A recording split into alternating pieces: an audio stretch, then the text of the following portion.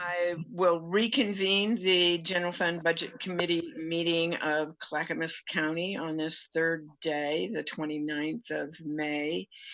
And let's do quick introductions. I'm just going to look at my screen and call on you guys so that we do them in the order I'm seeing them. So quick introductions. I'm Wilda Park, citizen member. Jim Bernard. Jim Bernard, Clackamas County Chair.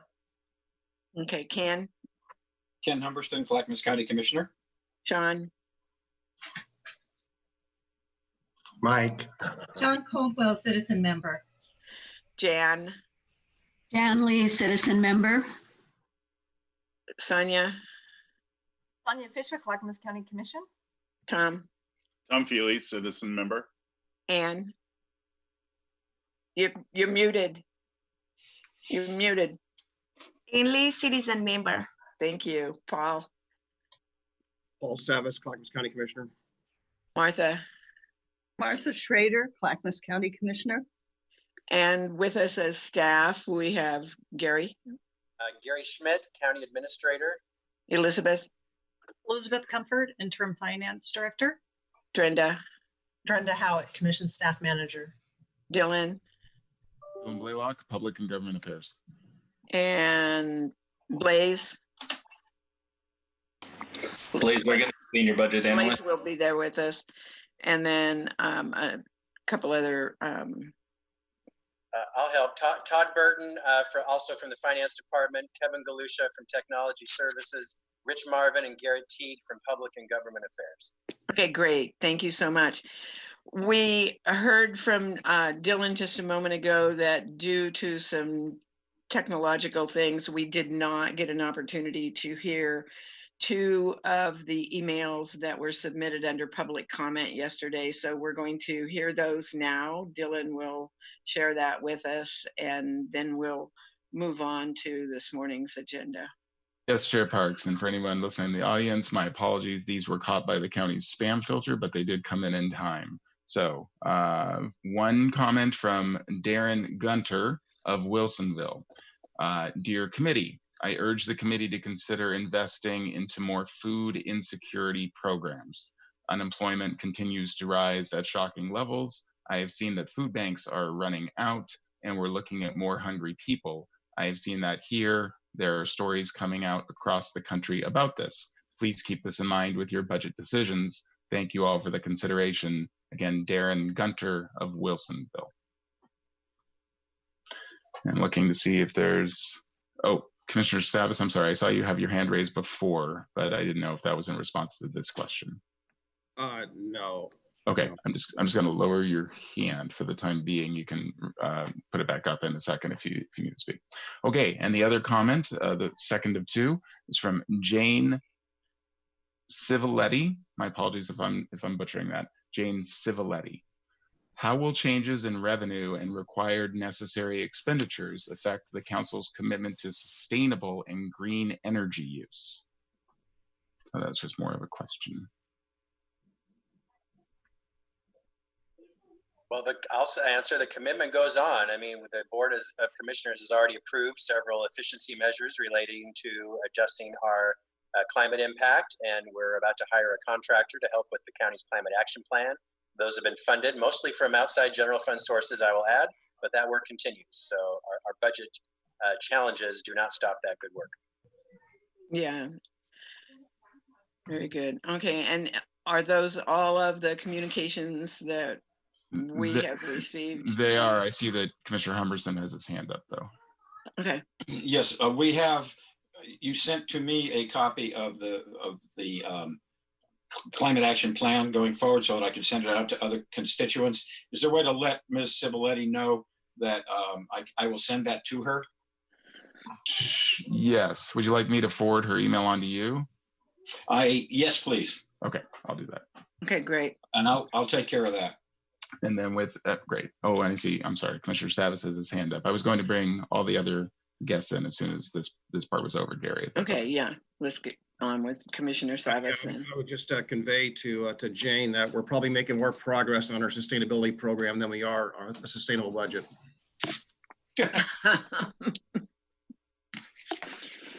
Okay, so we can put Paul's hand down now. Can you do that, Dylan? Or Brenda? Once everyone's in the meeting, I did have my hand up earlier because I realized I came in a couple minutes late to the meeting, and I gathered there was a dialogue going on, and I realized we weren't being recorded. So I missed out on that dialogue. So I would like to know. Yeah, thank you, Paul. Thank you, Commissioner, for that. Yeah, and I'll go kind of back through that. It was that I was saying, I know some folks had commitments for today, and we have no idea how long we're going to be here today. And I was wondering what the groups thought on setting a hard stop today at like 11:30 or something like that would be, and then carrying on Monday, should that be a need. We were also actually, part of the dialogue was talking about those emails that had come in, and did I need to open the public hearing again, which I didn't need to do. So that was part of the conversation. Commissioner Fisher had mentioned there are a couple, and at least one very important webinar going on this morning at 10 a.m. that provides a lot of information from the state and other entities about what's going on with coronavirus and how important that was. And so we were talking about our length of time this morning and whether we should make accommodations for that, or for those who wanted to be able to be there.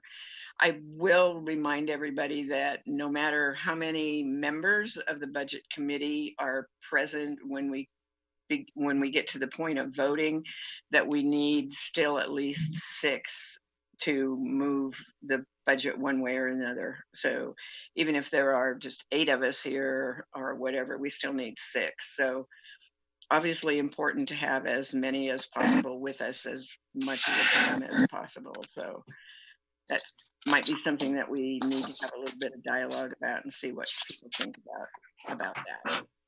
So, and Brenda, are you monitoring hands again today for us? All right, thank you so much. Turn that over. We have 2 now. So first we have Jan Lee. Yes, I was just going to say that we all like to hear the LOC meeting, but it is recorded and is posted on their website. So we could probably do that later. Oh, thank you for that. Yeah, that's important to remember. Commissioner Savas. Yeah, well, thank you, Wilda, for filling me in on what was discussed. I'm glad to hear that the information that Jan provided. Yes, they are recorded, and I do, just like Commissioner Fisher, participate in listening into those to get as much information on the COVID situation and what's coming down the pike. So the fact that I can access those via recording is valuable. I think really the budget and what we're doing is really probably the most important thing that we do all year. I was hoping for a better outcome this cycle, but it doesn't appear as though we're going to make a lot of progress as I had hoped. So thank you. Yeah, you're welcome. The other thing that we had discussed just very, very briefly, and I'll ask everybody now that they're all here. First of all, I commended the administration and financial office for all the work they've been doing. And that was pretty obvious from the time we recessed last night until just 10 minutes before we started this meeting, that there were a number of reports that they were able to send us, some that they received from other departments and others that they generated. And so I think there were maybe about 8 different reports, and I just want to be sure that all of our members had the opportunity to access those and to determine if there were any other questions from there that they want to ask, or any other clarifications they needed. And we might not know that at this point, and that's another reason for considering how long we go today and whether we should complete things on Monday. It's the time that folks have had to review all that relevant information that we asked for.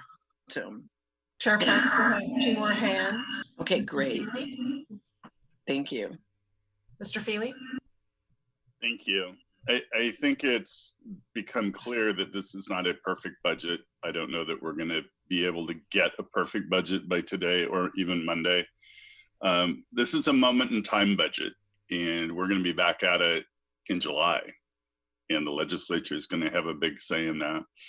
You know, having said that, I have asked for more information as to where general fund money goes. We heard from a lot of departments yesterday, we don't receive general fund money, but if you look a little deeper, they do, because they receive allocated costs, and those start out as general fund discretionary dollars. So the general fund discretionary dollars is woven through the budget, and it will take some time to ferret that out. We learned that in the city of Portland, and we had, I mean, we didn't call them allocated cost bureaus, but just for intensive purposes, I'll call it that. If they cut $1, there was a amount of cents that accrued back to the general fund as savings. And I think it's important to track that. And it takes some time to do that. And I've asked Elizabeth and Gary to start on that, but we won't have that for a while. But at one of our future meetings, I think we should look at that. I mean, I'm ready to move it forward with, you know, some changes. It's not going to be done. It just won't be. We're going to be back at this. We're talking about meeting monthly, which I think is really good. And we're going to be talking about this budget all next year. That's all for now. Thank you. Commissioner Savas?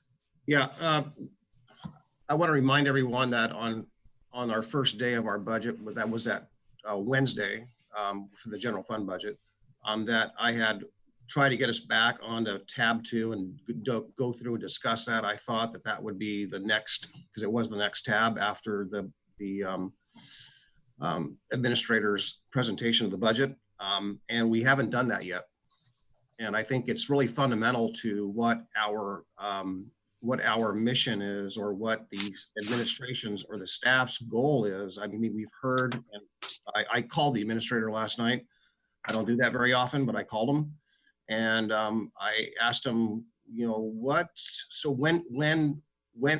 direction have we given the budget committee or the staff?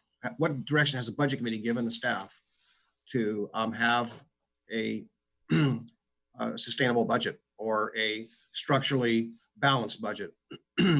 And I've heard several different things in the last 6 months, actually.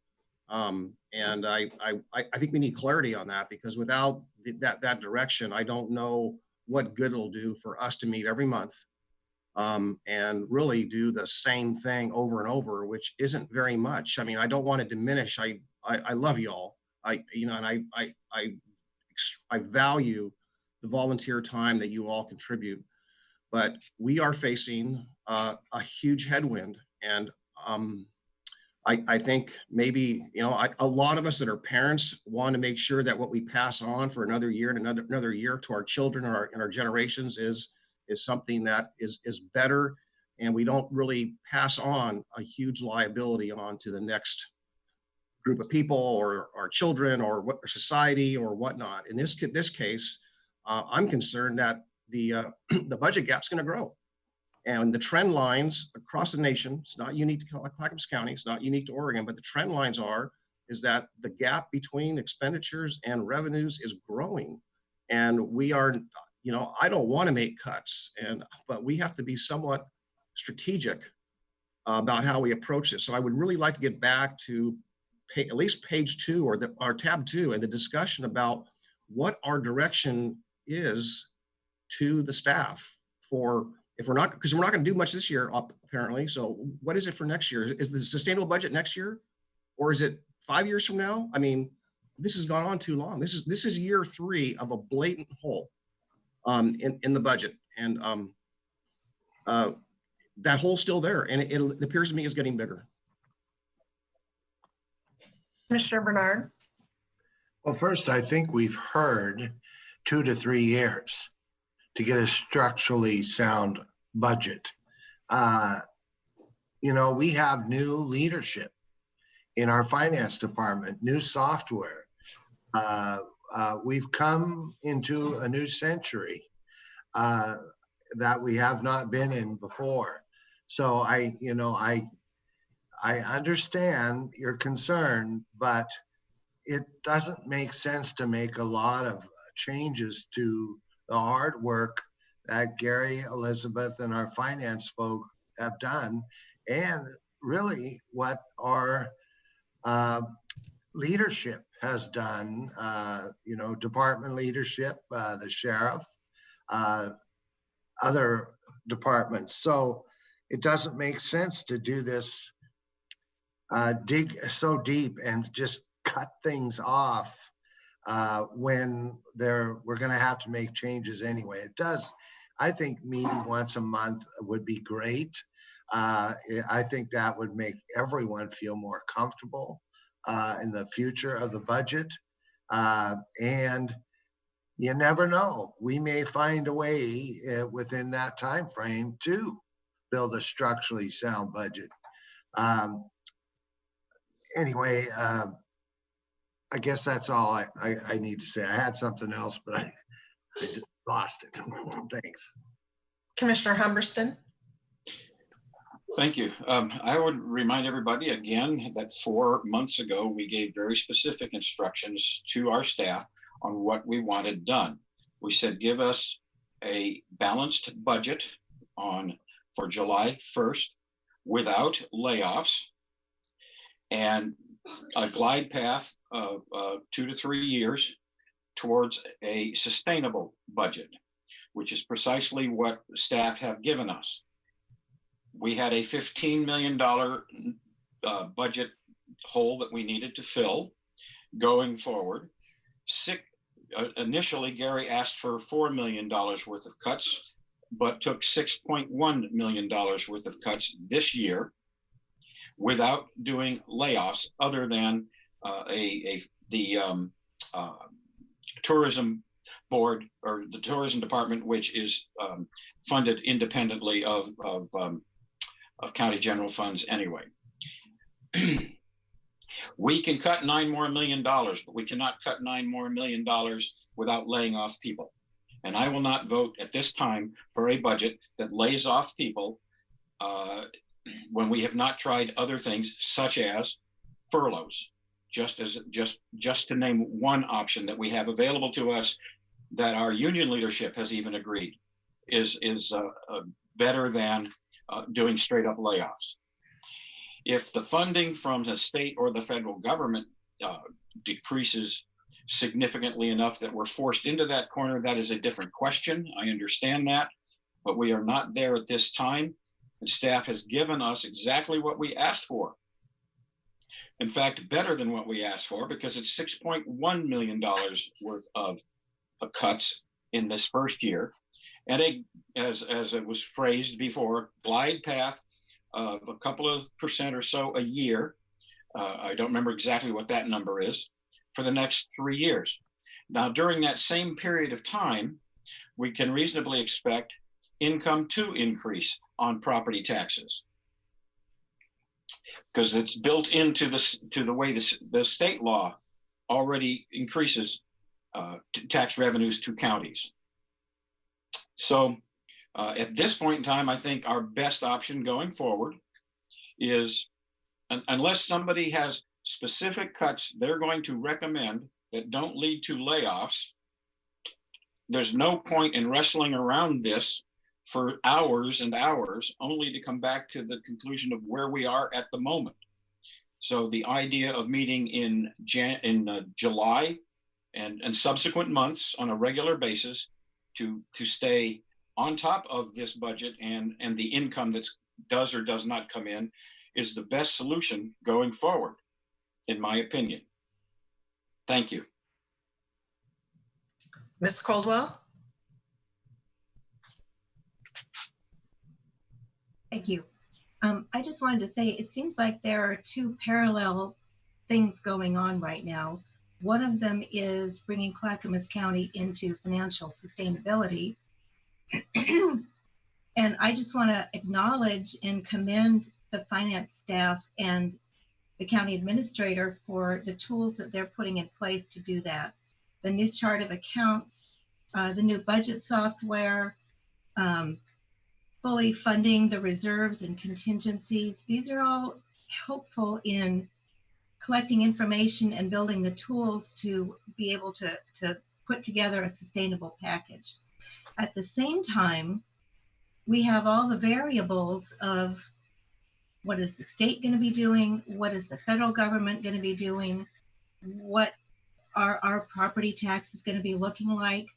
And as time goes by, we're going to slowly learn more information about what's going to be going on. So I feel like we are well positioned at this point for where we were expecting to be. I don't like it. I don't suppose anybody likes it, but you know, we're here to do the best we can for the people of Clackamas County, and I feel comfortable that that's what we're doing. Commissioner Fisher. Thank you. I haven't reviewed all of the information that came in last night, but I did look at the position elimination. And so I just have a question for Elizabeth. If I'm reading this correctly, through vacancies, we have a $6.2 million savings for this budget cycle. I'm sorry, I'm pulling, that's the HR recruitment. I want to look at the document. Oh, I'm looking at the spreadsheet. It says position elimination for fiscal year 2021. You emailed it at 5:58 a.m. this morning. I was already up for a couple hours by then. Oh my goodness. Boy, I apologize. I don't have all those right at my fingertip. That's all right. It says good morning. Might be helpful from responses sent by topic. Please see the attached list of eliminated positions in the fiscal year 2021. Oh, there it is. And you open it up, and yeah, a big chunk of that is tourism, but it comes out to $6.2 million at the bottom. Yes. So that would go ahead. No, I mean, my thought is that we've done a $6.2 million progress towards a sustainable budget, because if we would have done a maintenance level budget with an increase, it would be 6.2 million plus a percentage above that for costs increase of all those positions. I think that's remarkable. Myself, I don't know what other people think. Yeah, and those are ongoing savings as well, because we won't have these costs next year for those positions too. Yeah, so I just want us to stop the frame that our administration and our finance haven't done an incredible job in working towards a sustainable budget. I think it's a dangerous narrative, and it's untrue, and it doesn't help us make progress on this very important act that we're doing now. And that's the truck there now. Oh, maybe that's the electrician. Commissioner Savis. I believe Martha was ahead of me. No, actually, I'm calling in order. Okay, thank you. I want to get back to what the direction is from the Board of County Commissioners or whatever it may be. When I talked to Gary last night, Gary, you indicated to me that your direction that Finance prepared this budget on and the work you've done was based on direction the board gave in October of last year, which was a sustainable budget by next year. Fiscal year 2021, 2022. That's what you mentioned last night. And the budget committee talked about 2 to 3 years. Well, that's kind of a vague, that wasn't voted on, but that's kind of a vague 2-3 years. We've been saying 2-3 years for the last 2 or 3 years. So I want to remind everyone that it's public record what took place in fiscal year 18 and 19. It's public record for each subsequent year after that. So 2 or 3 years, if we keep on saying 2 or 3 years every year, that's not responsible. Commissioner Schrader. Yeah, and if I may, before we hear that, so we have 3 speakers still yet, and if we could hear those 3 and then move on to the agenda, some of the questions in your minds, some of the comments that we'll hear may be answered at that point in time. We have several items to go through that you've asked to have on this morning's agenda. So thank you. Commissioner Schrader. So I want to go to Ken's comments because I wanted to clarify something. The budget that we have asked the sheriff to propose is different than what the sheriff has proposed. Isn't that correct, Gary? That's because you're saying, Ken, that it's a budget that we have, our staff has worked on. But I think we've asked the sheriff to relook at his budget, because if he doesn't, then we're going to have deeper cuts next year. That's my understanding. So when we're looking at a budget, are we looking at a budget that our professional staff agrees with, or is actually really worried about? And if so, what are we going to do about that? And I speak as someone who loves our sheriff. Public safety is primary. They seem to have budgeted differently than some of our other elected officials and departments. And so that's what worries me. And I don't know what the answer is to that. I do appreciate Elizabeth's, I found it, the 6.420 million. I think we are on a glide path. I think part of our problem with sustainability is we were using outdated methodologies to budget, quite frankly. And now that we're getting that on track, I think we're going to see a big difference. So, but I am worried. I think Commissioner Savas has some good points, because he has done the clarion call for 3 years. But we're trying to take care of it. But I just want to know, with the sheriff's budget, I don't think our professional staff thinks that it's the best budget for the times right now. If we're going to back them, then we have to back them. So I can answer that. The proposed budget you have before me is what I am presenting to you as the county budget officer. It is representing all organizations and all departments, including those led by elected officials. So I did work collaboratively with the sheriff on the proposed cut packages. I offered him some suggestions. He had some suggestions. We did our best to come to an agreement. So he's actually on the call here, and you can ask him directly when that time. All right. Neat. Commissioner Bernard.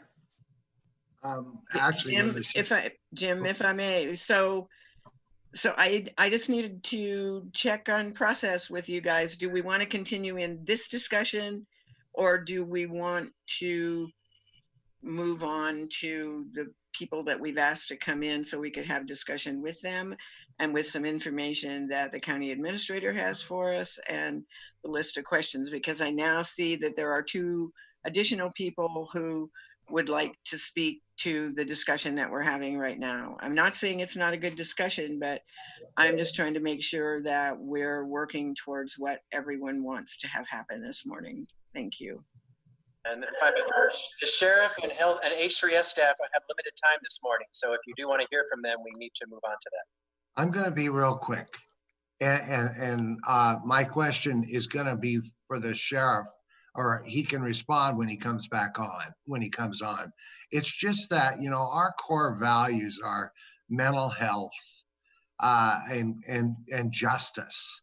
And my concern is that we have our goal has always been to open those mental health beds. And instead, they've been closed. And I would just ask the sheriff to reconsider, because that's his decision, not ours. And when he comes in online, I hope he'll address that. And that's really all I have to say. It's the decision to close those beds is not ours. They are not our values, and they're not our goals. And so that's a decision that he needs to take on as his. And I'm hoping he'll change his mind. Thank you. Commissioner Humberston. Just wanted to respond to Martha's comments. The sheriff was asked to take $2 million in cuts. He took $2 million in cuts. I agree with Commissioner Bernard that I would rather see those beds open. I'm not sure that that's feasible in his current budget situation. But the bottom line is he was asked to take $2 million worth of cuts. That's 1/3 of the $6 million that of the cuts that were in fact taken in the general fund budget. Let's keep that in mind. That being said, I suppose additional discussions between Gary, Elizabeth, and the sheriff could occur. I'm not sure that requires us to delay this process, because that's a shift that, assuming the sheriff decided to change his mind about where those cuts are, that's a shift inside his budget. As long as the $2 million stays the same, it doesn't change the outcome for this committee. Commissioner Savas? There's a lot of confusion. I respect you all, I really do, but I don't think we're all working from a same basis of fact here. So I guess I'm not gonna say what I planned on saying, but one thing I do think is important is because of what was said yesterday, there's confusion even on the what the budget committee and the budget officer's role is. And so Mr. Madcore sent us an email late yesterday. I'd love to have him on before we hear from the sheriff and H3S. But as I understand it, that we have a practice of approving a budget overall and capping it, and we have the ability to do a item by item if we want to go to that level. And that is a prerogative of the budget committee and the person who proposes the budget. That's a prerogative of the budget officer, who's the administrator. So there was confusion. I think I heard yesterday that a department or an elected official can propose a budget, and that's somehow gold. Whether or not the money's even there, and I don't think that's the case. So I'd like to just clear that up. So at least on that basis, we can have an understanding of what the facts are. Thank you. We have one more person to speak, and I want to just caution you guys, we're not in the deliberation phase of the budget at this point. We've asked people to come in. We've asked for information about other aspects of what we've been presented so far. So having thoughts into this conversation is good, but let's make sure we're not getting into deliberations at this point in time. So go ahead. Commissioner Fisher? Yeah, so Gary, thank you for passing on the memo from Stephen. My concern was same as Paul's. I think we need to know what the budget committee's authority is here. It's really important to understand that and have consensus on those grounds, because what Jim says is, in my mind, contrary to what that memo says and to also what you stated yesterday. Okay, thank you all. With that, I am first going to turn the meeting over to Gary Schmidt to give us a little bit more background and touch on some other things. And then based on some of our conversation that we've just had, I would then, as we get into other discussions, first have our county council, Mr. Madker, and then have the sheriff's office, and then H3S. So let's go forward with that. Gary, are you ready? Yes. Thank you. Thank you, Chair. So committee, I just want to give you your charge for today. This is your third day of meeting as the budget committee. This is your deliberation day. You've heard presentations from each department on explaining their proposed budgets. You have received a proposed budget. I want to remind you of what your duties are as the budget committee, and then Mr. Madcore can clarify your authority after that. First, your duty is to hear the budget message from the administrator. You did. To hold a public hearing. You did. You may ask questions and make requests for information, which you did and you are, and that is ongoing. As Chair Parks already mentioned, any decisions you make today, including the final motion to approve the budget, requires 6 of you, a majority of the 10, which is 6. And that is the case even if only 6 to 8 of you are present at one time. So it's a 6 that is required to make any decisions today. Your goal today is to approve a budget, which is a recommendation to the Board of County Commissioners. They have the authority to make further changes if they wish, as indeed your decision is a recommendation to them. Can you fill that up with water? The Board of County Commissioners will make that decision in June. You also set the tax rates for Clackamas County and the general obligation bond debt rates. And those were all provided to you in your script should you choose to make that motion at the end of your deliberations.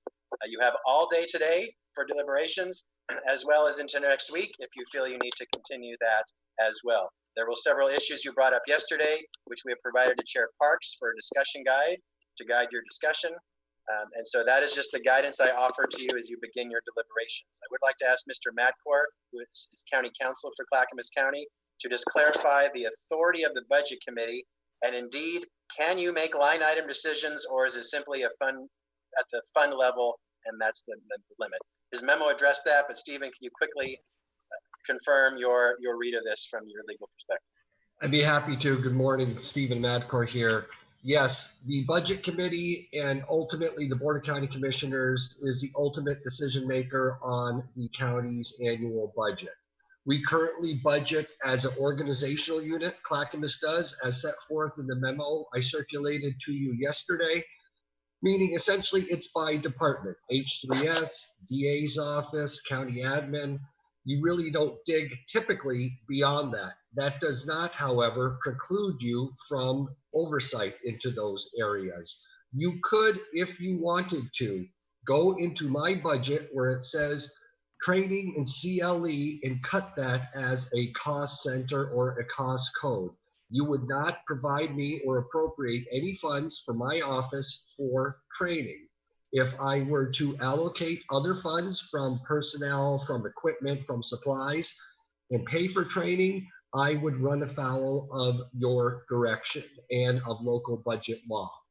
Your authority, however, does not go into the operations of the department. For example, your budget does not tell me I have to hire a particular person, or I have to practice in a particular area, or I have to attend so many CLEs. That is authority that's delegated to me through the code itself and to other department directors. But yes, you can budget by operation, you could budget by service, you could budget by line item. Are there additional questions? We have Commissioner Savis. I don't have a question for Mr. Madcore. Commissioner Bernard.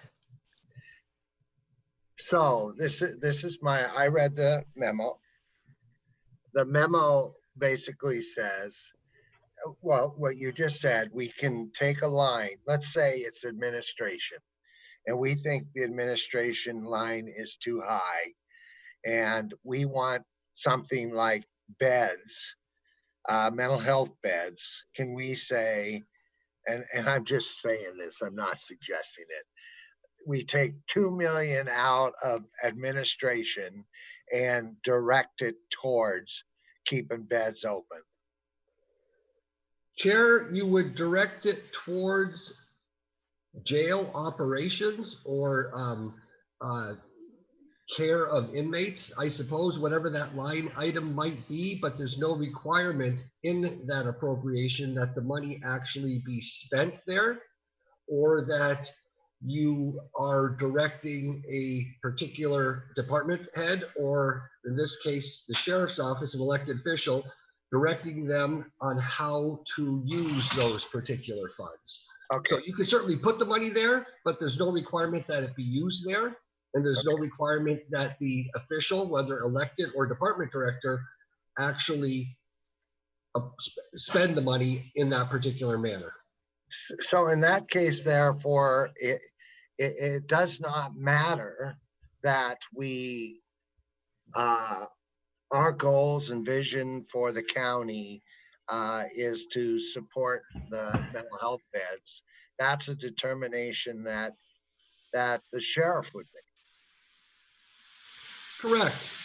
You know, I'm going to resort to the words of former Multnomah County Sheriff Bernie Gusto, who in front of their board, he said, "You're my banker, you're not my boss." So to a certain extent, that holds true here. But mind you, there's no distinction in budgeting between an elected official, typically, and any other department head. An elected official has no greater authority to demand money from the board than would a department head. There are a couple exceptions under statute. The sheriff, for example, is obligated to arrest, detain, and have a jail, serve process, have an office at the courthouse. You would have to fund those things. Likewise for the clerk, the clerk's office has to maintain records and have an office and maintain the public record. You would have to pay for that. But other than those statutory requirements, their budget and your authority and direction over them is the same as it would be any other department head. Okay, thank you. Commissioner Savas. I just want to add to this conversation that what's also contained in Mr. Madcor's memo is that you can actually adjust by program.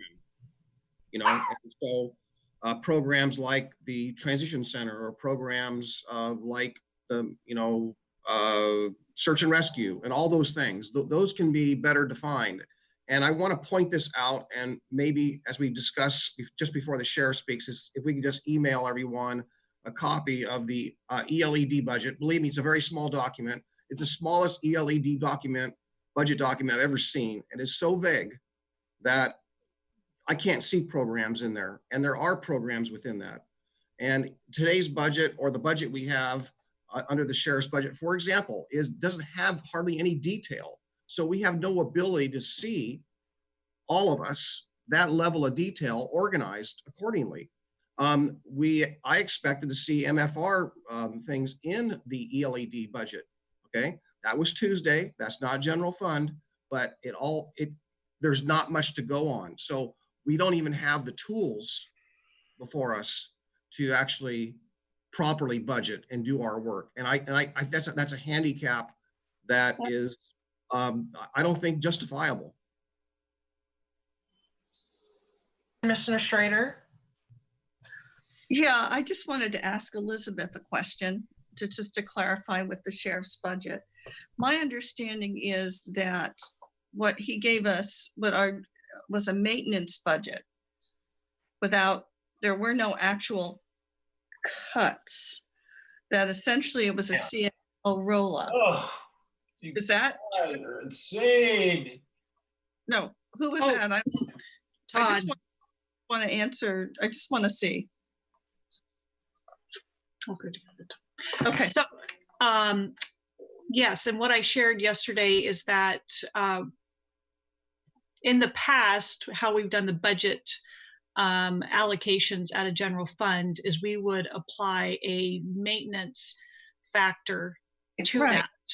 And this year we had to withdraw those maintenance increases. We won't use that method going forward, because what we want to do is we want to present what the revenue available is, and then live within those means, rather than always looking at it as cuts, but reshaping how we live within available dollars.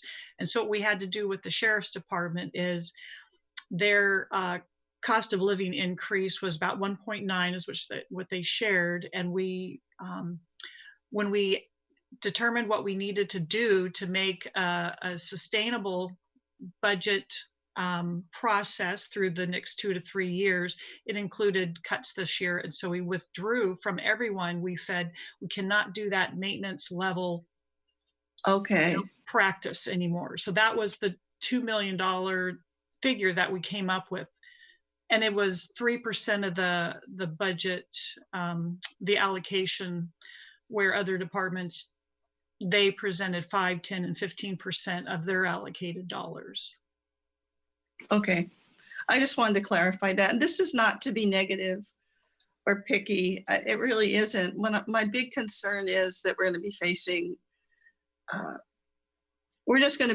future cuts because of this particular budget. And if we won't admit that now, we'd better, it's kind of a big reality check for us all. So, thank you. Chair Parks, you're on mute.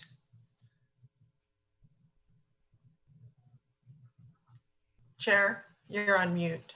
Chair Parks. Yeah, let's go ahead with Mr. Feely and then we'll bring the sheriff in. So what, I'd like you all to think about the specific questions that we want to ask the sheriff. Obviously, he's been listening to the meetings, so kind of knows what's going on, but we'll frame that a little bit and then see where we can go with that discussion for a few moments. Thank you. Mr. Feely? Thank you. Well, my first comment was going to be, let's bring the sheriff into this discussion. So I will be brief, but we can accomplish that. I think that I mentioned a couple of days ago, there's a difference between financial forecasting and a 3 to 5 year financial plan and the annual budget. The annual budget is only good for 1 year, but the plan, which is under development, and they're starting from scratch because obviously the last one was faulty and there are some built-in assumptions. I think there were built-in formulas they probably weren't even aware existed. But that provides the guidance over 5 year, 3 to 5 year, whatever time period you pick. And you constantly update that as you get current information.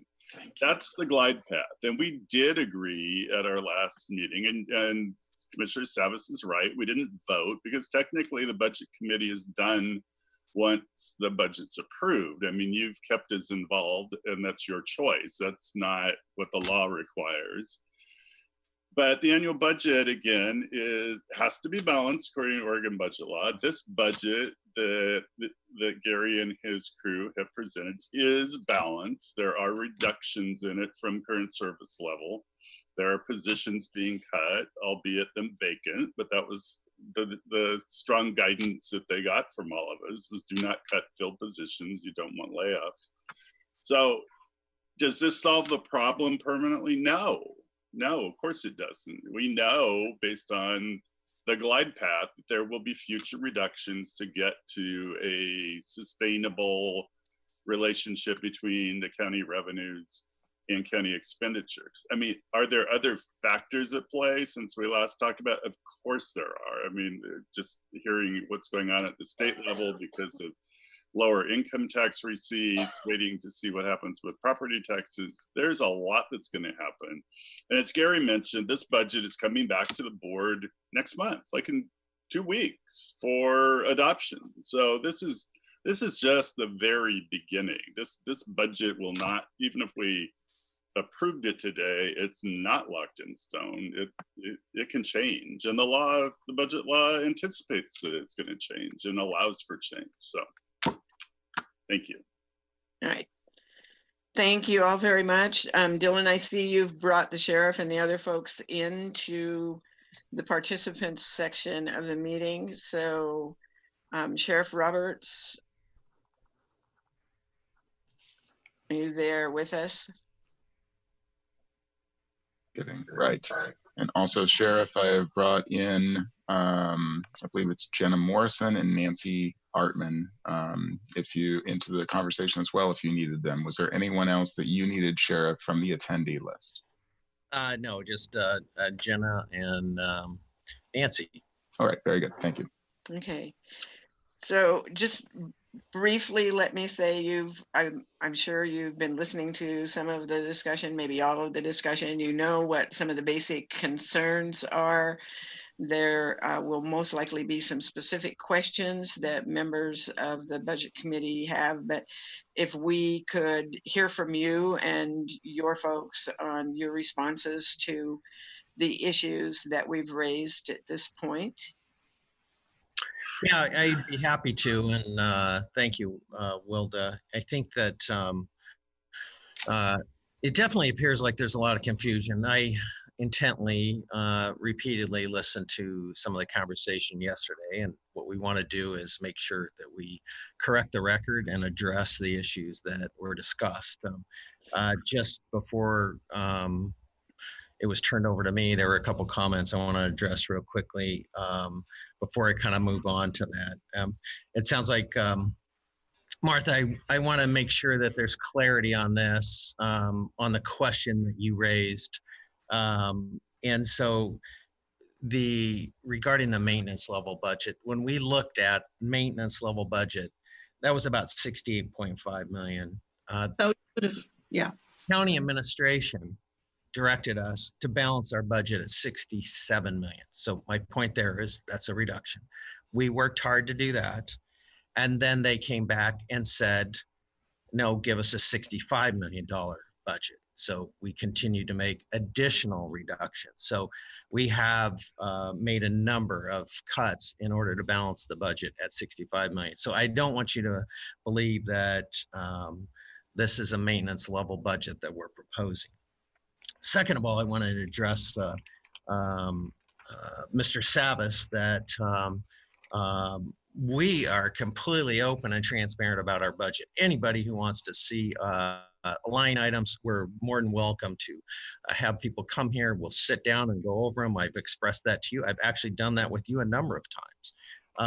And also, Nancy had pointed out that she had just sent you line items regarding the LED, that you do have those documents. So I'd encourage you to review those. Looking at yesterday, I have a series of things that I want to go over and make sure I answer questions once I get through these. So one of the big issues that was brought up yesterday was fleet. So the first thing I want to point out, again, a breakdown on fleet vehicles. Over 120,000 miles. That's 104 vehicles we have over 120,000 miles. I want to point out that I believe we have probably the top rated mechanics in our county shops that anybody has in the metro area. I'm very proud of the people that work there. Craig Grassman leads an incredible team. I talk to him regularly. I want you to know I actually called him yesterday just to confirm what we had previous conversations about. It's his recommendation that the cars are rotated at 120,000. And he was a head foreman in a shop in one of the major dealerships. He's got tremendous experience. He recommended that they are replaced at 120,000 miles. And what they are is they go from 120,000, they go to spare vehicles at 160,000, and they keep them to 160,000 before they go off to auction. One of the things that many people probably aren't aware of are patrol hours. The new technology on our cars, particularly 2011 and newer, have the ability to indicate idle hours. Idle hours on our patrol cars, they run 24/7, basically, when they're out there in patrol. Their car is rarely off. The idle hours average on per car is 2,000 hours. That equates to 30 miles per hour. You can add an additional 60,000 miles to each car based on that. So in essence, when we're moving the cars from active duty to spares, they actually have 180,000 miles on them. By the time we turn those cars over to auction, in reality, they have 220,000 miles on it. And part of the issue that he has reiterated to me is one of the things that when cars idle a lot, the camshafts go out on them. That camshaft replacement is $2,500 to $3,000. The other thing that they see is a high maintenance issue on our cars, believe it or not, are the door hinges. We're in and out of the car a lot. The door hinges actually pull from the cars. So one of the things that I also asked him is, what price do we get for cars at the auction? He said they average about $2,500. Before they go to auction, we have to strip the cars down. That cost us $800. So average, we probably get about $1,700. The Crown Vics, when we have some of those still, we get about $1,000 at auction for them. Stripping them down is $800. Again, we get about $200 value for the car. Yes, we do donate some of the cars. We donated them to the chaplain who for Sandy Police Department because they respond on calls for us on many occasions. We don't pay their salary or hourly wage, and it's a way to give back to those that help us. The next thing that was brought up that I want to talk about are the calls for service. We did break those down as asked. Our total calls for service are 94,475. Again, a dramatic increase each and every year. The calls out of that 94,000 calls for service, 15,646 are taken by our desk officers, those deputies on light duty, and those are typically cases where there's no suspect information.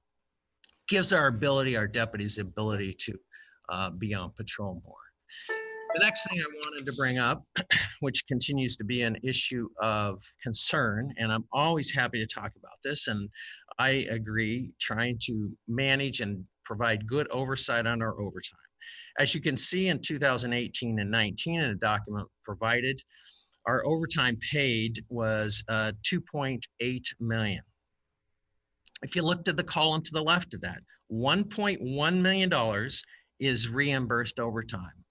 A lot of that also comes back from the contract cities. We get state grants and other funding that basically want us to do extra patrol, whether it's for DUI or other events. So when we talk about the reduction of overtime, you have to remember that there is some of that overtime that we do not have control over, that we can't.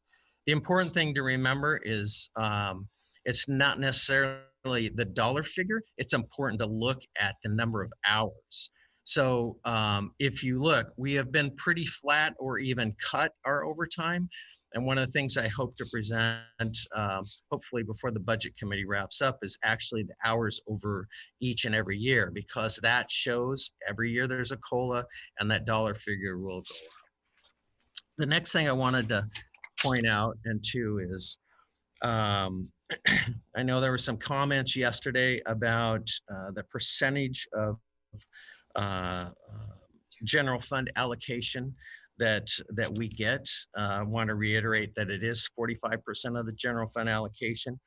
But I think what is really factually, oftentimes I think it's misleading, is the money is given to us correctly, that 48%. But we turn around and write a check back to the county. So $4.1 million, 6.3% is turn around and I give it right back to the county. And those are in allocated cost and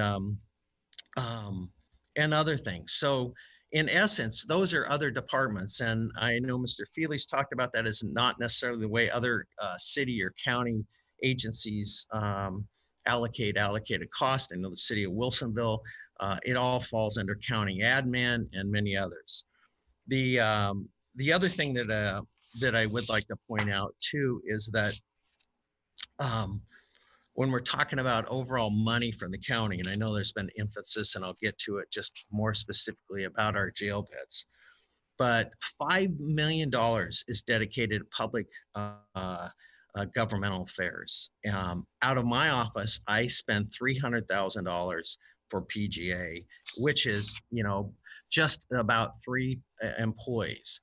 And that the services that we provide, we already have our public and information office. I appreciate Gary has been willing to take a look at allocated cost. He's the first county administrator since I've been in office that's been willing to take that on, but those costs are huge and impact us daily.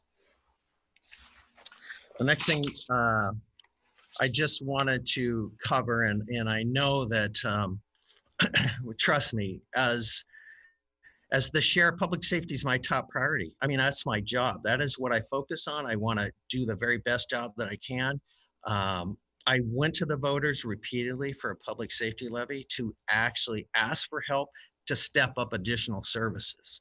The Blue Ribbon Committee and others did not want, by supporting that levy, did not want our funding to be supplanted and moved elsewhere. So this is, it's not political. This is reality. I've been asked to make a significant cut, and we have looked hard. Our staff this decision is made by bringing together our leaders in our organization to look at, hey, how can we do this and continue to keep our community as safe as possible. We just received the funding last year to open those beds to finish that. It's really just been less than a year, and is really one of the things you would immediately look at. It was not sustainable funding, and to continue that is going to place even a bigger burden on us. We haven't just looked at cutting jail beds. We're taking cuts out of fleet, overtime, materials and services. And the other thing that I thought was, I know Sonia pointed out, she was really impressed with the number of positions that were cut. Well, I out of the 26 county positions that weren't filled, 14 of those are from the sheriff's office and community corrections. So we are not filling those positions in order to balance our budgets. Again, the things that we really have looked at is cutting is cutting out some overtime. I mean, it's like $250,000 in overtime we're cutting. But I want you to also be aware that a lot of that is also grant funded overtime. It's reimbursed by our contract cities, and all that is incorporated into one. So I think that those were, in general, a lot of the concerns I had. If there were other things I could do that had less of an impact on the community, I absolutely would make those changes. But this is something that is difficult for me to make this decision. But I really believe, talking to our staff and other folks that I rely on and trust wholeheartedly, say this is really also the best direction for us to go in order to have a balanced budget. And just in closing, I know this is a topic nobody wants to talk about, and difficult conversations are tough, but I think we all owe it to each of us to have the conversation. I have continually asked the question about the courthouse. The courthouse right now is about $234 million. County's amount to pay for that courthouse is anywhere from 125 to 132 million. The voters have made it clear in polling they don't want to support it. We're setting aside $1.3 million for that courthouse, and we really have no plan to fund it.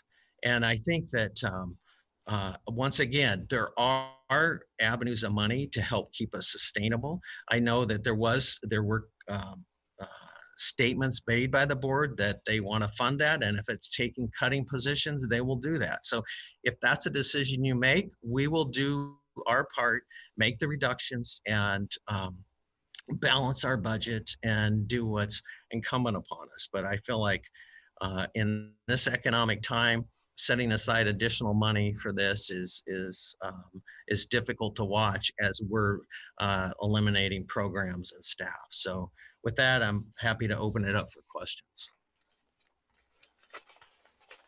Thank you, Sheriff. Thank you.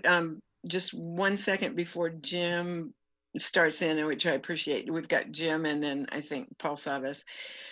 So in all of the discussions that we're going to have this morning, I want to be sure that everybody gets an opportunity to speak. And so what I'd like to do, if at all possible, is if you have a second comment to make after you've already had a comment, please wait until the other people who haven't had an opportunity to make a comment, get the chance to do that, so that we hear from as many people as possible. If there's not anybody else, then fine, come on back and do a second comment or something. So just so we can keep it as balanced as possible.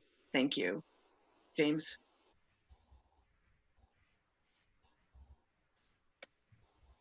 Brenda, is it me? Yes. Okay. Sheriff, thank you. That is more information than we have ever gotten. The vehicle explanation, excellent. I think that your work has been incredible. All I really would like you to reconsider is those beds. And that's all. The other thing is that I have never heard anyone say that we were going to cut positions to build the courthouse. We haven't even made a decision yet how we're going to do it. And the last thing I would do is cut positions. Well, I think we're going to have to take a new look at what that courthouse is going to be in the future, and figure out something different. Public-private partnership would give us time. We can reduce the impact or the cost of the courthouse by not doing some other things. But the courthouse is important, and we need to figure a way to do that. And having it up close to you with a future jail is great. But neither you or I will be here to make those decisions. But I think it's important that Angie be on sound footing. And I think that the commission and the budget committee is here to make sure that she is successful after you leave, after your great career at the county, which again, thank you very much. So I just would like you to look a little harder. I mean, I'm going to probably vote yes on the budget today. I know I am, and I appreciate the cuts you've taken. Just would like you to reconsider a way to open those beds. And but we don't know what's going to happen with community corrections. We're still waiting from the state. God willing, they will fund community corrections, and we can move forward with the great work you do. And I'm hoping that we can open the transition center back up, because that is a very successful program, one you should be proud of, as I'm sure you are. And your Child Abuse Summit, you know, the work you've done with Clackamas Women's Service and the Justice Center, no one had the ideas that you had have been so successful in those programs, and every single one of them has saved lives, and you should be very proud of it. And I'm proud to have served with you. So I guess my only ask is that you look at those beds and see if there might be an alternative. Thank you, Sheriff. Commissioner Savas. Yeah, thanks, Craig, for being here this morning. I think it was yesterday, the day before, I think Jim said, indicated that I was a mechanic. Well, kind of, but I started my background years back in development, engine development. I was an aerospace machinist for 5 years. My goal in racing and everything else was to make things last, make things more reliable. And often that meant, sometimes in what we did as far as testing or what we did really resulted in people trying to save people's lives, frankly, under really high stress, dangerous situations, including marine and fleet and everything else. So my company was founded on fuel savings, building products for fuel savings and building products for reliability and durability. So we took on a number of fleets. Oregon State Police is probably the most local one I can just tell you about.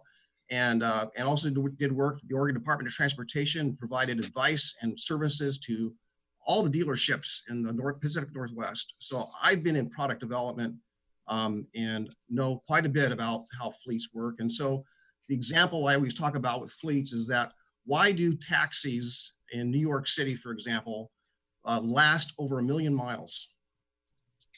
They last over 1 million miles. I won't get into technical details, but a lot of fleet vehicles can and will, properly maintained, last far longer than people would ever imagine. And I think really your fleet, it has the ability to actually put on far more miles. And I think that's proven in Southern California, as I kind of mentioned briefly yesterday. So I don't want to get into the technicalities and have a dispute or an argument about vehicles and how long they last and so forth. But I just want to say the potential for any fleet, such as the sheriff's office, for durability and longevity is far greater than that of the typical passenger vehicle. Number two, allocated cost. Just so everyone knows, allocated cost is, as a business owner, I didn't have allocated cost, but I did pay the rent. I did pay the power. I did pay the utilities. I did pay for all the communications, internet service, telephones, advertising, all the things that run a business. So for the public that's listening, that's what allocated costs are. It's your hard cost. It's your cost of doing business for paying the utilities, for paying the rents, and so on and so forth. We put over $10 million in the Sunnybrook facility. We put money in rehabilitating the jail. Recently, we spent a whole lot of money on the roof, and we keep on making improvements in the buildings. Those are partially covered either through the budget and through the allocated cost and everything else. So there's a lot of benefits of the allocated cost. So, it's not as though that you're just giving us back, honestly, respectfully. We're giving you money. You're just writing us a check back for no reason. That's what it pays for. The vehicles. I want to talk about the vehicles and the material provided. And granted, earlier this morning, we didn't have time to absorb all the material, but one of the things I asked for was a list of all the vehicles. And as I understand it, just a couple months ago, staff indicated to me that there's over 400 vehicles that are part of the sheriff's fleet. So I'd like that breakdown of those 400 vehicles. And granted, we're talking about 100 of them or 104 of them that happen to be over 100,000 miles. I would argue that that a lot of those are under 100,000 miles of those 400. And granted, all those 400, some of those are specialty vehicles. I understand that as well. The levy, last time the levy came up, I pleaded, Craig, you remember this. I asked for and pleaded, please ask for a little bit more, because we knew in 2012 that this funding gap, this difference between the increasing cost and the declining declining ability of the revenue stream to keep up with those increasing costs, the jaws of death, that disparity, that gap, that funding gap was going to grow. And I know that your consultant said, well, we couldn't pass it. We couldn't pass the levy asking for a penny more or whatnot, or he didn't feel so. But, I made that plea because we knew we were in financial trouble and that this was coming. So we've known this for years. That's my point. And it passed by 73, 74%, as I recall. So I just want to just tell people that and confirm with you that I made a sincere effort to find a way to solve or work on this long-term stable funding for the Sheriff's Department and public safety. I convened a meeting talking about how we right-size public safety system, figure out where the gaps are, talk about funding, and figure out a way to do it different, because the way we have before it, the structure we have before us today, can't keep up. We are fighting not amongst ourselves. This is not personal, but we are fighting a structure which is not providing the adequate resources to deliver the services we all want, we all need, and our citizens expect. And it shouldn't be a personal battle. And I'm not saying it is, but sometimes I know that gets heated. But we need to realize that that's the most important thing. The jail beds, I don't disagree, but you know what? And I've said this before, I said it in 2018 when I made the plea. It's not the sheriff's fault that we're struggling with the jail beds. The administrator Krupp, said that told the budget committee, most of which of us are still here. He said, we don't have the money to do this. We need to build up that money, and maybe in a few years, if we have enough money, we can implement and tell the sheriff to go ahead with the jail beds.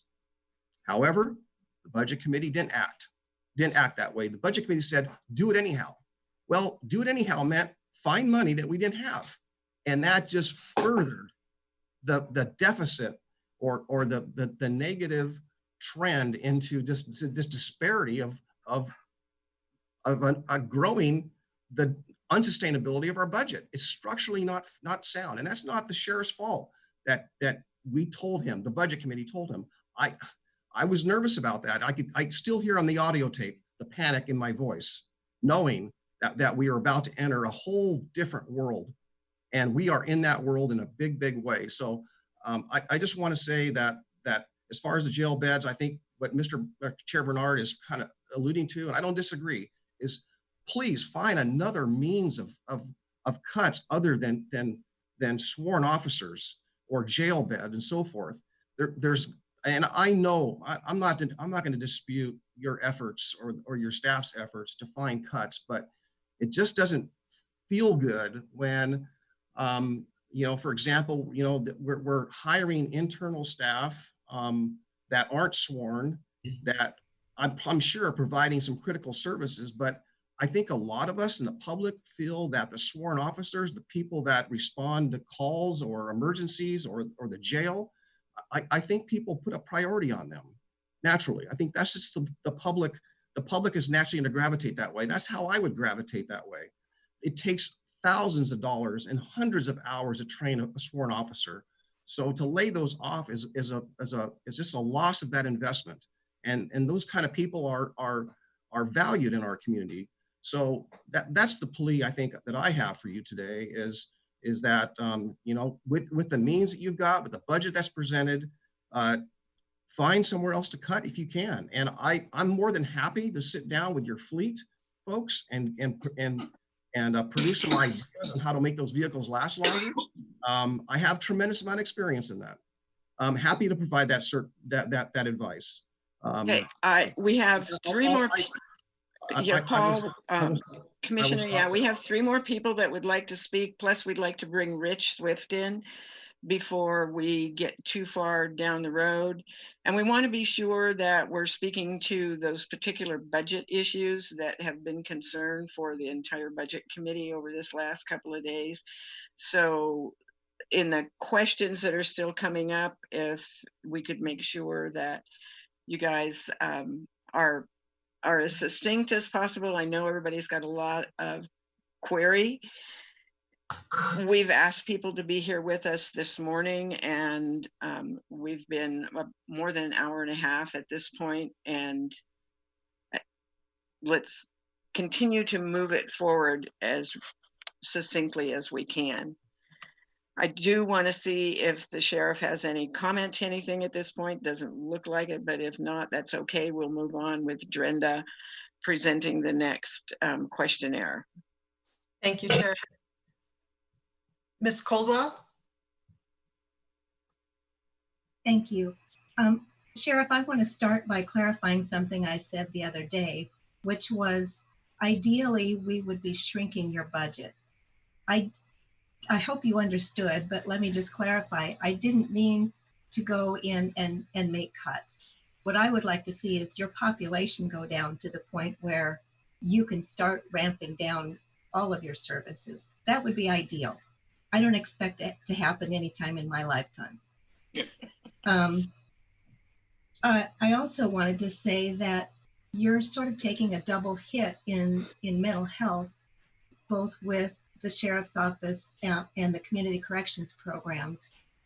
I think that is a negative investment. I also acknowledge that basically what you have is people and bricks and mortar. So these decisions are not as flexible for you as they are for some other programs. So we're cutting the mental health beds, and we're also cutting a sizable contract for mental health treatment for people in the community corrections program. I heard from H3S yesterday that while not immediately forthcoming, there might be some money in that new Metro bond to serve your population as well as others. So that's something that I'm hoping comes to fruition.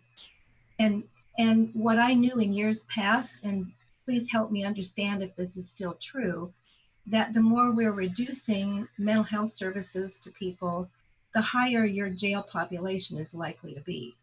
That's a concern that it's not really a financially sound decision.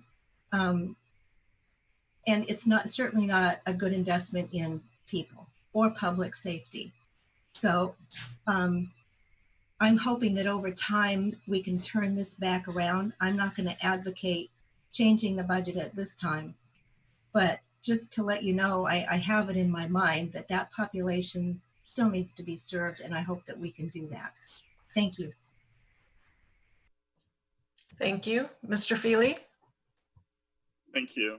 Sheriff Roberts, thanks for coming back with us today. I think these discussions, when you're in the room when we're talking about your budget, are very helpful, much more helpful than when you're not here. I want to just follow up on a couple of things. You know, we've talked a lot about public safety fleet. There are established national metrics and best practices in this area. I was very fortunate to hire one of the best public fleet managers in North America. In fact, he won an award for being the best public fleet manager in North America.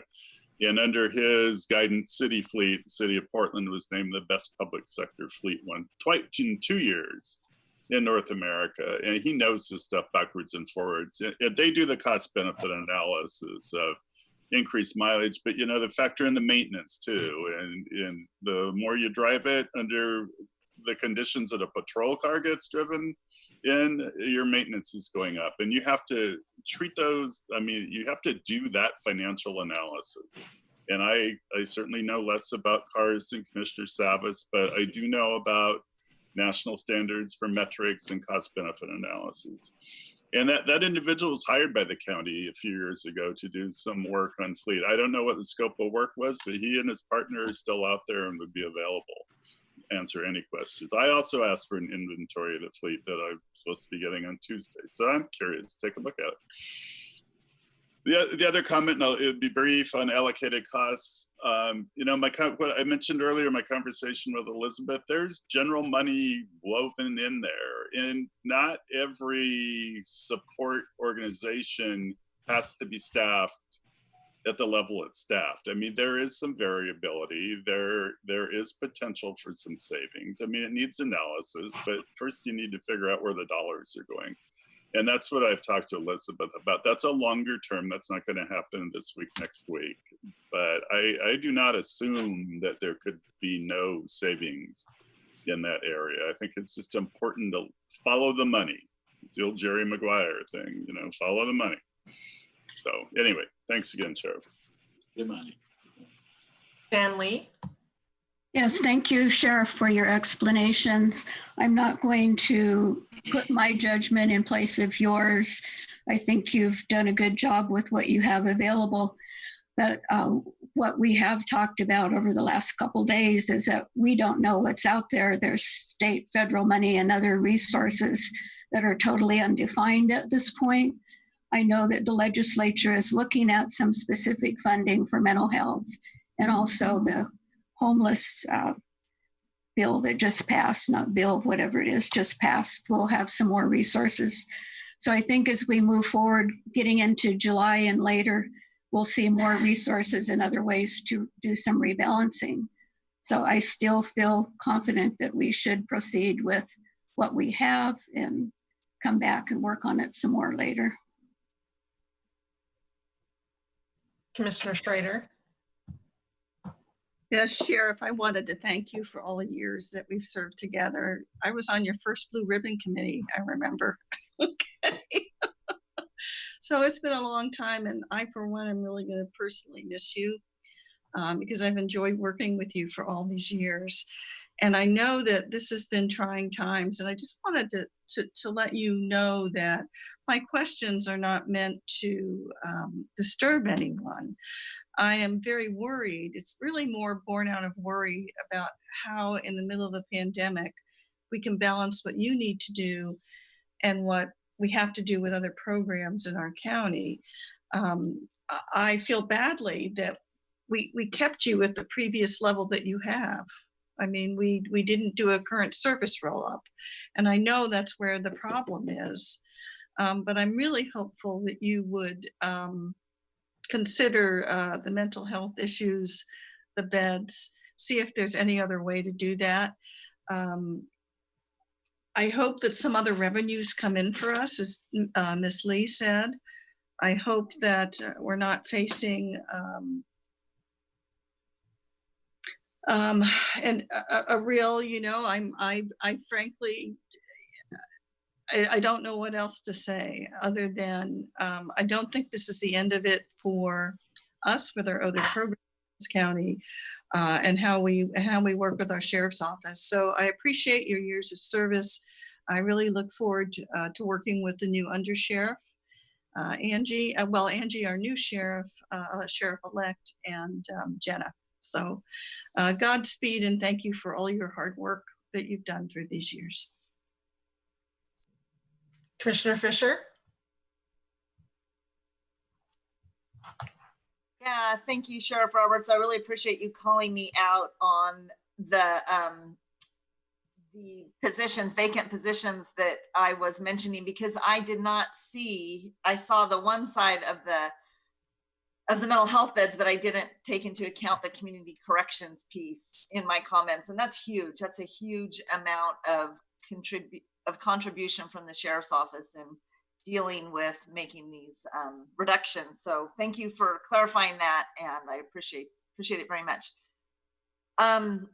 I appreciate also what Commissioner Schrader was saying about the whole sheriff's budget. And I just, we've had this conversation in the past about looking at how do we change the way that funding is structured. How do we look at, would it be feasible to do an overall district instead of doing the levy every 5 years? How can we create more certainty in public safety? Public safety is the most important piece. I know as Angie was campaigning, we had some conversations about how can we do this? How can we look towards the future? I would really like over the next few months, we've got you here. I know we'll have you forever as a Clackamas County resident. You'll always be there to take our calls and be a friend.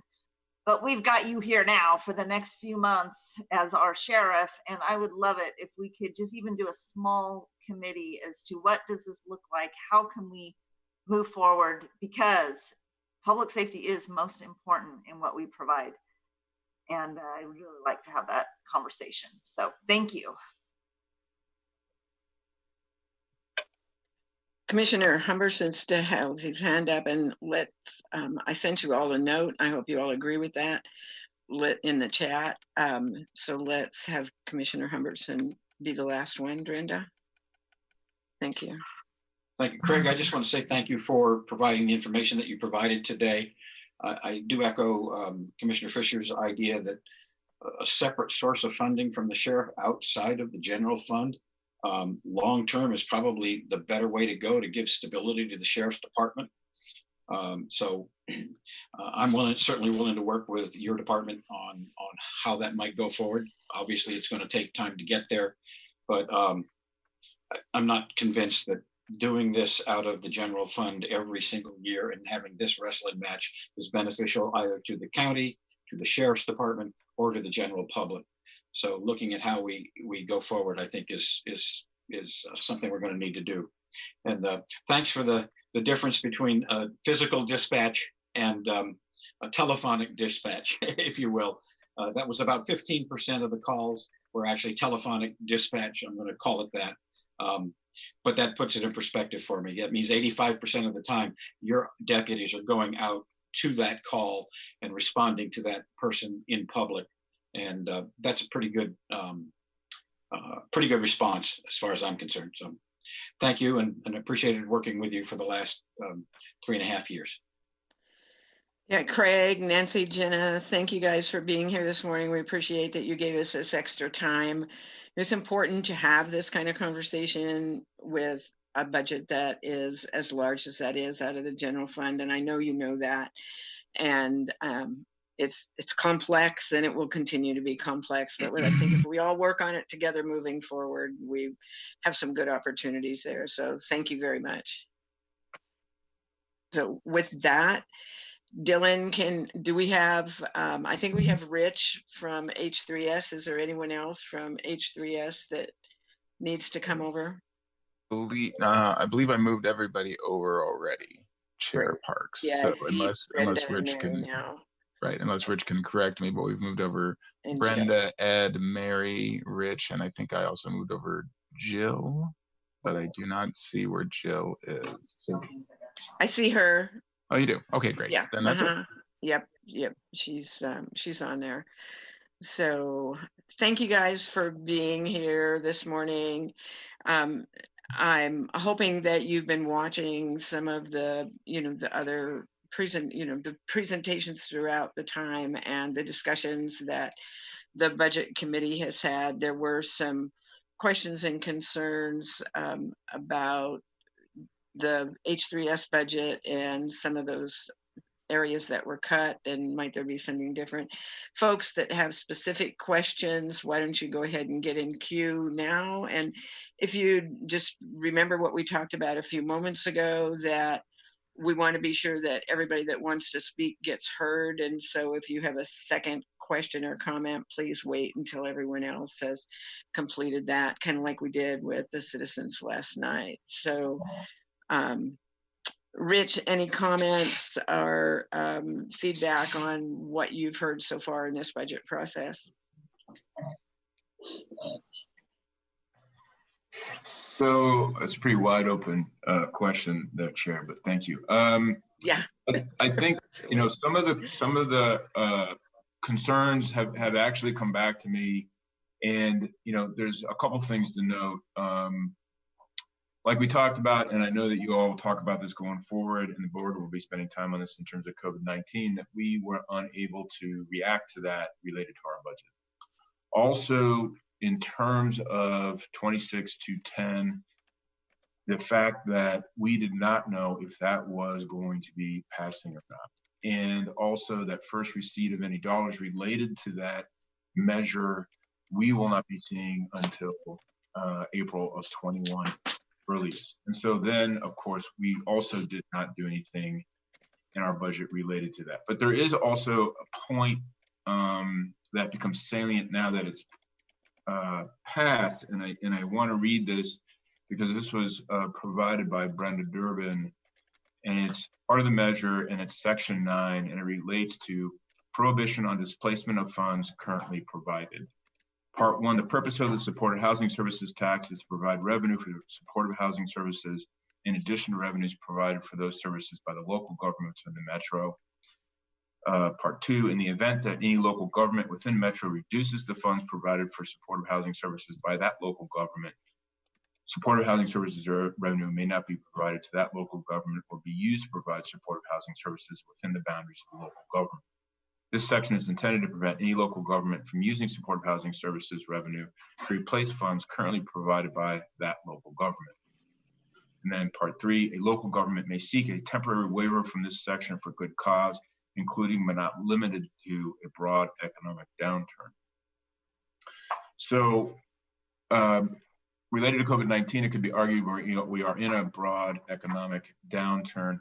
However, we have not had any opportunities to talk to Metro about negotiating a waiver related to this. And so there's 2 parts in our cuts related to the social services division, and then also within my budget related to the PLP, where we are touching housing related services. And so at this point, I am proposing, and we've discussed this internally yesterday and some this morning, that in reaction to this need to change, because I don't want to place those funds at risk related to 26-10. I've talked to Deborah about this, that I would be adjusting how much general fund support the health centers gets fairly significantly, and also adjust to some degree how much community development gets to actually move these housing funds out of being cut and back into our budget. So we're prepared to do those adjustments. We're prepared to do those adjustments today for submission back to the budget committee. We could do those pretty quickly. It's already in motion. And just to sort of give a perspective for the budget committee, because we actually have done some quick FTE snapshots related to some questions like how much of our budget in terms of FTE is grant? How many positions are funded by grants? It's about 273, I believe. And we can get that information also to the budget committee. also part of that snapshot we did, and that's been occurring. And I want to thank Ed Johnson for his work, because he's really been mining this in terms of pulling this out. That across our FTE, so in our budget proposed for FY21, we have 581.5 FTE. Of that total FTE count, and this number was surprising to me because I thought it would be higher, and I do want to also preface this number by the fact that it is a quick snapshot. We need to do some verification, but right now, in terms of our budget, what we're looking at in terms of FTE funded by the general fund, it's actually 13.5 positions. 13.5 FTE are actually general fund. It kind of makes sense to me when I look at the percentages overall of general fund against my overall budget, just under, I think 7% at this point. So that becomes like 2% of my total FTE is general fund. So what I want to do is open it up for questions and also hear further concerns coming from the budget committee. Also, with respect to my relationship with Gary, he and I have not had a chance to talk this through, because this has just been developing very, very quickly. Brenda talked with Jess Larson of Metro yesterday, and I'll stop. Okay, thank you so much. Appreciate that, getting down into some of the issues a little bit more. So Brenda, do you want to go ahead and start with our call list? Yes, thank you. Gary Schmidt. Yes, and Rich, we did talk last night, so I'm really grateful for the quick action you and your team made just last night to bring before the committee today regarding those homeless services dollars. So committee, to remind you, you asked Rich and his team to come back because you had concerns with some of the proposed reductions coming from H3S. Look, I want to take full responsibility that all the reductions you're seeing today or this week is all my final decision. Certainly the department directors made proposals. They were reviewed by the budget team, but it was ultimately my call. So if you have any disagreements, it's on me, not on the departments. So I want to own that. We sent to you this morning a copy of the guidelines departments received on how they were to make proposed reductions. You also received that in February at your budget committee meeting. But yes, part of the guidelines were to review the board's strategic goals and not make cuts that impacts the board's strategic goals. And I realize some of the proposals from H3S do impact the board's goals, and ultimately that's on me. So it's not purposeful here, but there's also reductions that have to be made across all departments. So this is a very difficult line I tried to balance of asking H3S to make these reductions, knowing all the services they provide are really important to our community. So I'm really grateful that Rich and his team are willing to make some reductions here on the spot. But certainly if you have other proposed reductions, this is the time to talk about them. So that's why a reminder why Rich is here today. But I want to take my responsibility in this. He did what I asked him to do. So I'm grateful that he and his team came up with options to meet the dollar amount of cut, but to be flexible in where those cuts come from. Thank you. Thanks, Gary. Commissioner Schrader. Yeah, thank you, Gary, for that. And thank you, Rich, for all the work you do, because my questions were, of the cuts, there's some of those are kind of one of our top priorities: veterans, WIC, public health, workforce, all of those kinds of things. And I know that they're general fund cuts, but were there other things that you think you might have been able to look at other than these particular ones, that, really do kind of feed into our priority list? I wanted to try and get a look at other programs, and I haven't gotten that information to see what other general funds you're using for other programs, if at all, to see if there might be some flexibility in some of those cuts. Well, I think our flexibility, as I talked about, sort of sits with the health center. Okay, yeah. Because, public health took cuts. If I go any deeper in public health, that's getting actually really dicey in relation to COVID-19, and also overall general or public health overall responsibilities. on the behavioral health side, some general fund cuts there. I think we've gone about as deep as I believe it's prudent for us to do, because I know that Mary and her shop are going to be actually dipping into their contingency as we go forward for FY21. CFCC, some of their cuts, I'd probably have to start looking at, programs where funding is going externally, like CWS and others, if I'm going to try and preserve, workforce. So that's why I had actually dipped into social services in response to, the decisions that Gary made. And I asked him if I could do that. And I was grateful for, his okay on the trust, not realizing that I had these impacts related to 26-210, which we got clarified last night. Okay. So this is, and we knew that, and I knew, and I've heard Tom talk about this, that, this budget, I know that also Gary has spoken about this, that this budget is going to be a work in progress. And so there's just not a whole lot of room within my general fund programming, because I just don't get that much of it. And so I'm kind of at the razor's edge right now in terms of all the different priorities the board has and our capacity to meet all of those different priorities. So I went back and I looked at all the different PLPs all the way back to 2014 in terms of the priorities the board had set. And those are all continuing priorities in terms of workforce, in terms of vets.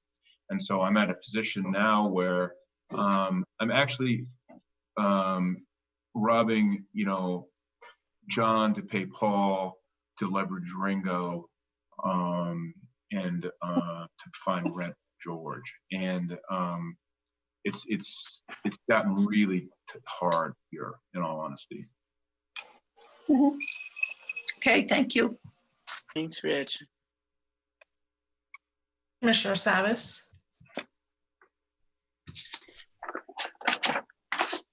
Yeah, Rich, just want to verify, because I heard yesterday, and I think Commissioner Fisher or Schrader had expressed concerns about the Veterans Village, and so I think, did I hear you correctly that the funding for that was not the Veterans Village? What was it?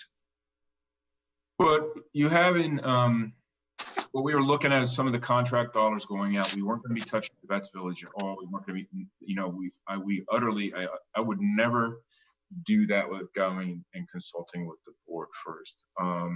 These were going to be some of the dollars going out for other services within the PLP. And it was going to be the majority, and it was going to be prorated. So I do have some general fund in my budget that I use to smooth things and pay for things like needle sharing, law enforcement, assisted diversion. And so I was going to be looking at reductions in those areas, not the Vets Village. And then, prorated would be whatever difference we could look at in terms of the PLP. But that, and also with the hope that maybe we would figure out at some point restoration of those related to the PLP out of 26-210. But with this provision that I read to you all, and the fact that we haven't negotiated a waiver with Metro, we do intend to talk with them about that. That at this point, it's my recommendation that becomes an unacceptable risk, and that we would have to pull those dollars out of the general fund that goes towards the health centers. I will continue with cuts on other areas within my budget, within my office in terms of general fund, but I'm going to have to not touch the PLP. Okay, follow up on that discussion about the $26,210 and the language and definitions. As I know, there's going to be some shaping, so to speak, of the policies, and it's not really clear what our distribution is going to be for Clackamas County, is it? I'm sorry, one more time again. You faded out. I'm sorry. It's not. My question is, it's not clear what our distribution of $26,210 are going to be to Clackamas County. Is it? No, it is not. Okay. So where I'm worried about, and help or try to follow me here, I'll try to make this pretty clear. I am concerned that our the situation we currently have, not natural, our situation we currently have of declining revenues, and increasing cost, that disparity as it grows, cuts that we maybe are forced to make, inevitable cuts we're forced to make in different areas, general fund specifically in this case. If we don't make them today, and the basis of which that policy of not supplanting $26,210 in place of dollars that were maybe cut that didn't meet that policy level, it seems that we're kind of maybe setting ourselves up for potentially less $26,210 by not making the cut. So what I'm trying to say, let's just say that we're funding a particular program for homeless services with general fund today, let's just say it's 100 grand. And we know we can't really sustain that. And maybe today it looks like that should be $75,000. If we have it at 100, and the policy for the $26,210 says, geez, you can't cut that. That's not an overall economic crisis. But COVID is, and therefore we're maybe $25,000 less eligible for $26,210. That could replace the $25,000 or the delta between 100,000 and 75 in the budget for 2011, 2012, or the 26,210 budgeted dollars. You I think what I'm trying to say? Yeah, I think I see what you're driving at, Commissioner Savas. And the problem with that in terms of my capacity to answer that, there's an unknown, and that's that negotiation with Metro. If they come back and say no, I don't think it actually, if we continue with the $100,000 in terms of your example, I don't think it actually harms our capacity to realize as much revenue as possible from 26,210. I do think actually, if I read the language in that provision in section 9, I think actually if we reduced it, it would probably be, if we didn't get the exemption, the waiver from Metro, it would probably reduce the amount of funding that we would get from 26,210. That's my read on this language. So that's why I'm actually, and I talked to Deborah last night because I was not going to make this type of decision affecting the health centers without talking to her first. So we had a long conversation last night at about 8 p.m. to chat about what I felt like I was needing to do related to what I anticipated were risks for 26,210. We desperately need all the dollars we can get out of that, and so as I said before, I thought it was an unacceptable risk in terms of cutting anything related to housing or houselessness. Yeah, well, thank you for that. I'm not really changing what I said on Tuesday or Wednesday, yesterday, I believe, with regards to, I am reluctant to have the budget committee, so to speak, put their oar in the water and try to direct or redirect or try to determine what you're all trying to figure it out. And with all the COVID and with everything that's happening, it's just not our expertise at this point, and we don't have enough knowledge to make a good decision. So I want to just stand by what I said. Of course, we have to be focused on that general fund portion of what goes into your department. So I maintain that as a focus. And I had one other point, and I lost it, so I'll just stop there. Please know I'm not advocating nor am I requesting at this point that the budget committee, change the overall level of general fund cut to H3S. What I'm advocating for is just an adjustment internally in terms of where we take that cut.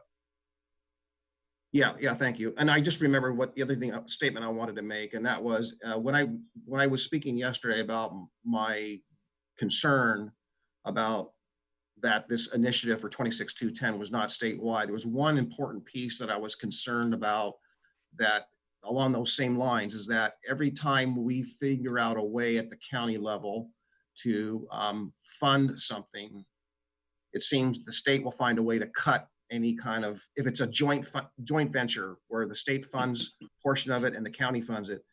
Community corrections could be an example. When we start adding on and doing more, the state says, oh, we'll just cut that. You know, they'll just cut that. The legislature will do that. It happens in transportation. It happens in a number of areas. And that's my concern. And my concern is that they'll ultimately just punish us, so to speak. I don't mean with deliberateness, but in essence that, you know, no, sometimes this was the saying, no good deed goes unpunished. And again, I'm reusing the word punish, but I know that in tight budget times, it's not done with negative or any kind of ill intent. That when we're cutting budgets, and I think we are facing a national and a state and a local budget crunch, I think that in desperation, I think unfortunate things will happen.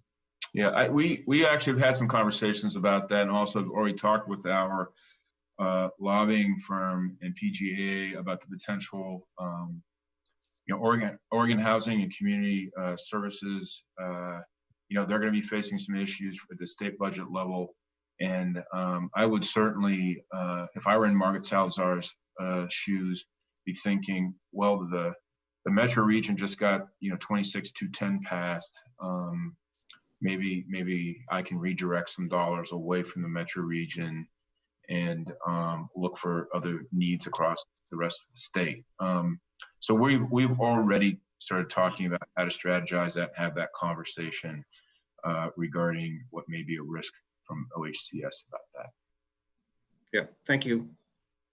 Commissioner Fitch and staff from H3S, thank you so much for being here with us this morning. We don't have anybody else with their hand raised at this time, which gives us the opportunity to.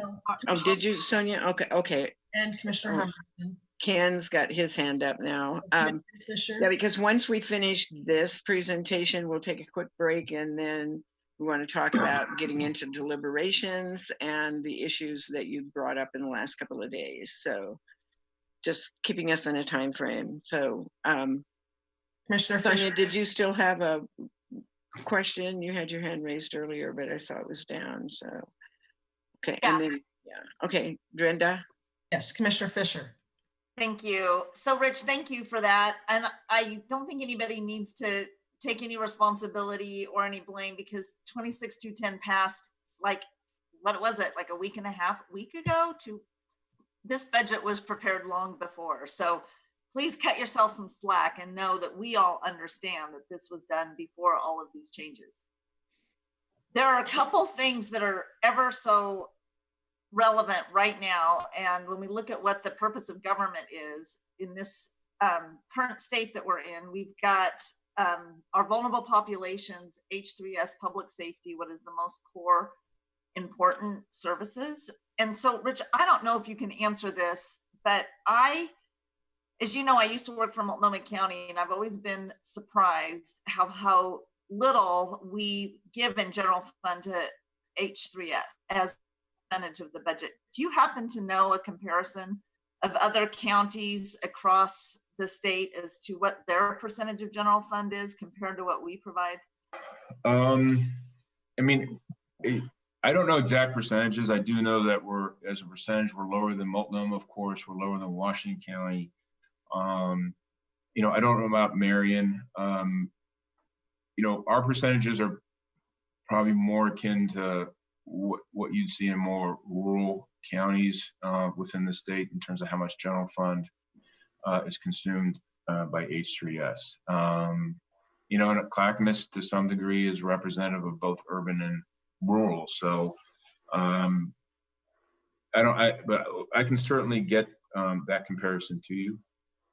Well, my point is that if anything, we need to figure out how to support what H3S does more than take cuts to it. And also with public safety. I mean, these are the things that we really have to invest in during this time. So it's a real concern of mine of H3S taking any cuts. Because if I look at the budget correctly, we've got, I'm assuming that in this pie chart, you've got the local revenue, which is 2.9%, and then the interfund transfers, which is 7%, which is local dollars. Is that right?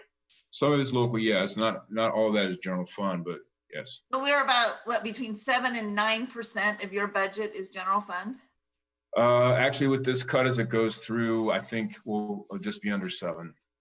Yeah, so if you think of the whole budget, and we're only as a county providing 7% of our discretionary dollars, what is the most important right now, especially during this pandemic. So that's a point this budget committee really needs to think about.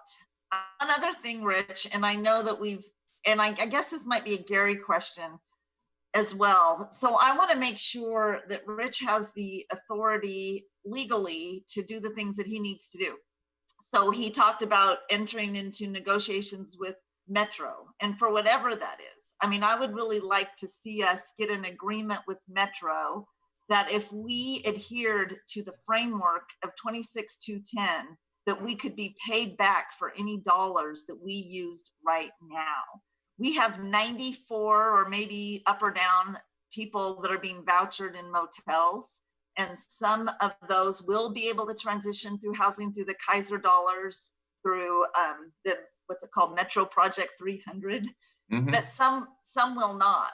And if there's a way to use dollars now so that we don't have to put those people back on the street, that would be very good. And also the planning piece, Rich, you had mentioned that you might want to work with the housing authority, with Jill there sitting there, to look at taking a loan out to do some planning.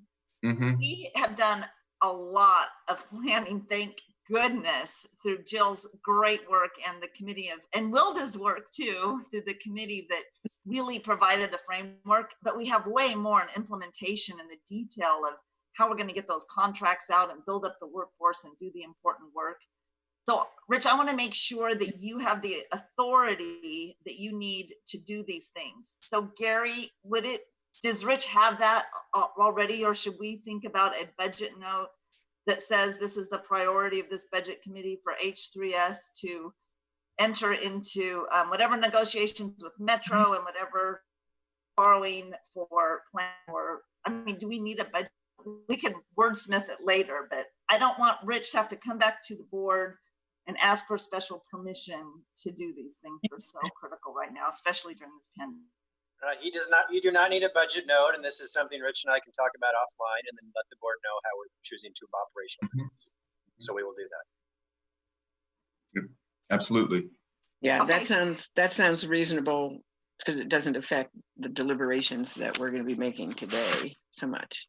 So, okay.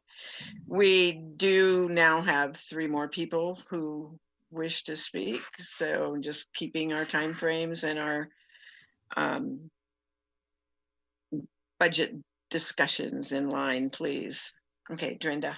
Yes, thank you. Commissioner Humberston? I'd like to wait because I was watching Martha, and it looked like she had some comments that would be directly related to Commissioner Fisher's comments. So to keep continuity of that discussion, I'll step back and wait. Okay. Thank you. I appreciate what you've said, Commissioner Fisher. I do think any advancement prior to getting reimbursed needs to come before the full board. We don't really know 2610 what we're going to get yet. And so the uncertainty with everything, particularly with the budget we're working with right now, which is totally uncertain, I would be very hesitant to expend dollars before we actually get the dollars in. I think that that's something that needs to be a board discussion about how we work this, because my concern is, given the structure of 2610 and where the revenue is being generated, that I would be very, very surprised if it meets the level that was originally planned for, because we don't know what's happening with people's, with the business community, what's been happening in terms of closures, job loss. We don't really know what's happening to the folks who were and at that level, you know, to pay the tax. Some of them maybe, we just don't know at this point. I personally think from a budgetary standpoint, it's more prudent to let's see what we're getting in before we jump into the water, just to be careful of how we're managing things moving forward. But that's just my personal opinion. So yeah, Commissioner Schrader, I just want to respond. I'm sorry for jumping in, Wilda, but I just have to. I totally agree with you about everything that you just said. I also see that with this pandemic, we have a lot of uncertainties, and I want us to be reimbursed to the full extent possible if we do need to take additional dollars, because we frankly don't have the dollars. And before this pandemic, it was, I think it was, and Jill, you probably remember this, I think Clackamas County was expected to receive $45 million a year. Is that right, Jill? I remember 50 million. Okay, well, 50 million, it is substantial dollars to provide rent assistance, housing, and wraparound services. If you look at our overall budget. So even though these dollars will begin to flow in April of 21, we know that the dollars won't be probably as much as we anticipated, but they will really be able to help us end the crisis of homelessness that we currently have. If we were to arrange a loan, we would certainly come back and be having conversations about that, what that looks like, what the payment terms are, et cetera. Particularly if it went through the Housing Authority, it would have to go through and be approved by the Housing Authority Board. And we would be very careful about the overall amount of that loan. I have no intent on getting over our skis in terms of our capacity to pay that back. Well, thank you. Thank you so much for that, Rich. As I said, I think this needs to be a further board discussion at this point. Absolutely. Because, and I think that we'll get to that, but thank you for raising this and the, maybe a potential opportunity, but I think this needs to be a 5-member discussion when the time comes. Thank you. Commissioner Humberston? I'd like to go last on this, if you don't, right before the break, if you don't mind. Thank you. Okay. Commissioner Bernard?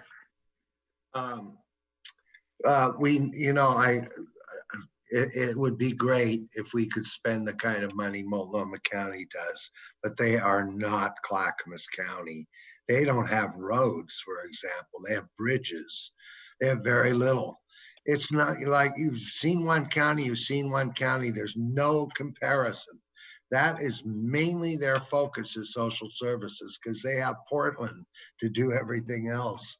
My impression with the measure is that there's more flexibility than we assume, and we need to work with that.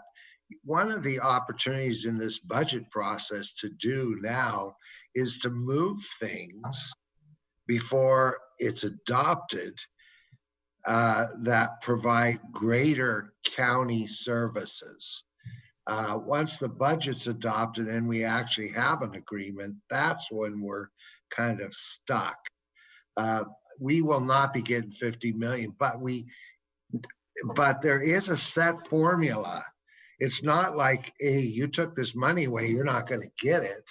They're just going to give it to us and we're going to spend it another way.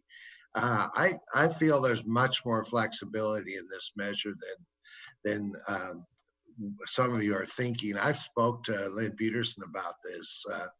She feels that there is more flexibility than a lot of people assume. So anyway, that's my comments. I'm interested in getting to the question. Thank you. Mr. Savas? Yeah, I'm always cognizant that, in these kinds of discussions that we are being recorded, the people are watching and people in the future will watch it. And it's all public record. And to Commissioner Fisher's comments, we've had this discussion. Jim touched on it in his opening things about, you see they're seeing one county, seeing one county, but it's not accurate. It's not fair to say or to compare ourselves to Multnomah County. Multnomah County has the biggest city in the state. We have the city of Portland has such a large police department that the Multnomah County Sheriff's Department has very little to do. And it's obvious that the Sheriff's Department for Clackamas County serves a huge area, and that's where most of our resources go. So I don't think we ought to be comparing ourselves to the anomaly of Multnomah County. And yes, Washington County has big cities as well, with big police departments that cover the Sheriff's Department. So, you have to, I think if you want to compare ourselves to another county, compare ourselves to Marion County or to Lane County. Those are probably the best, because I'm not saying they're accurate. I'm not saying they're one for one, but we need to compare apples for apples. So we've talked about this before, and it's just, I just want people to walk away with the sense that we're not doing enough.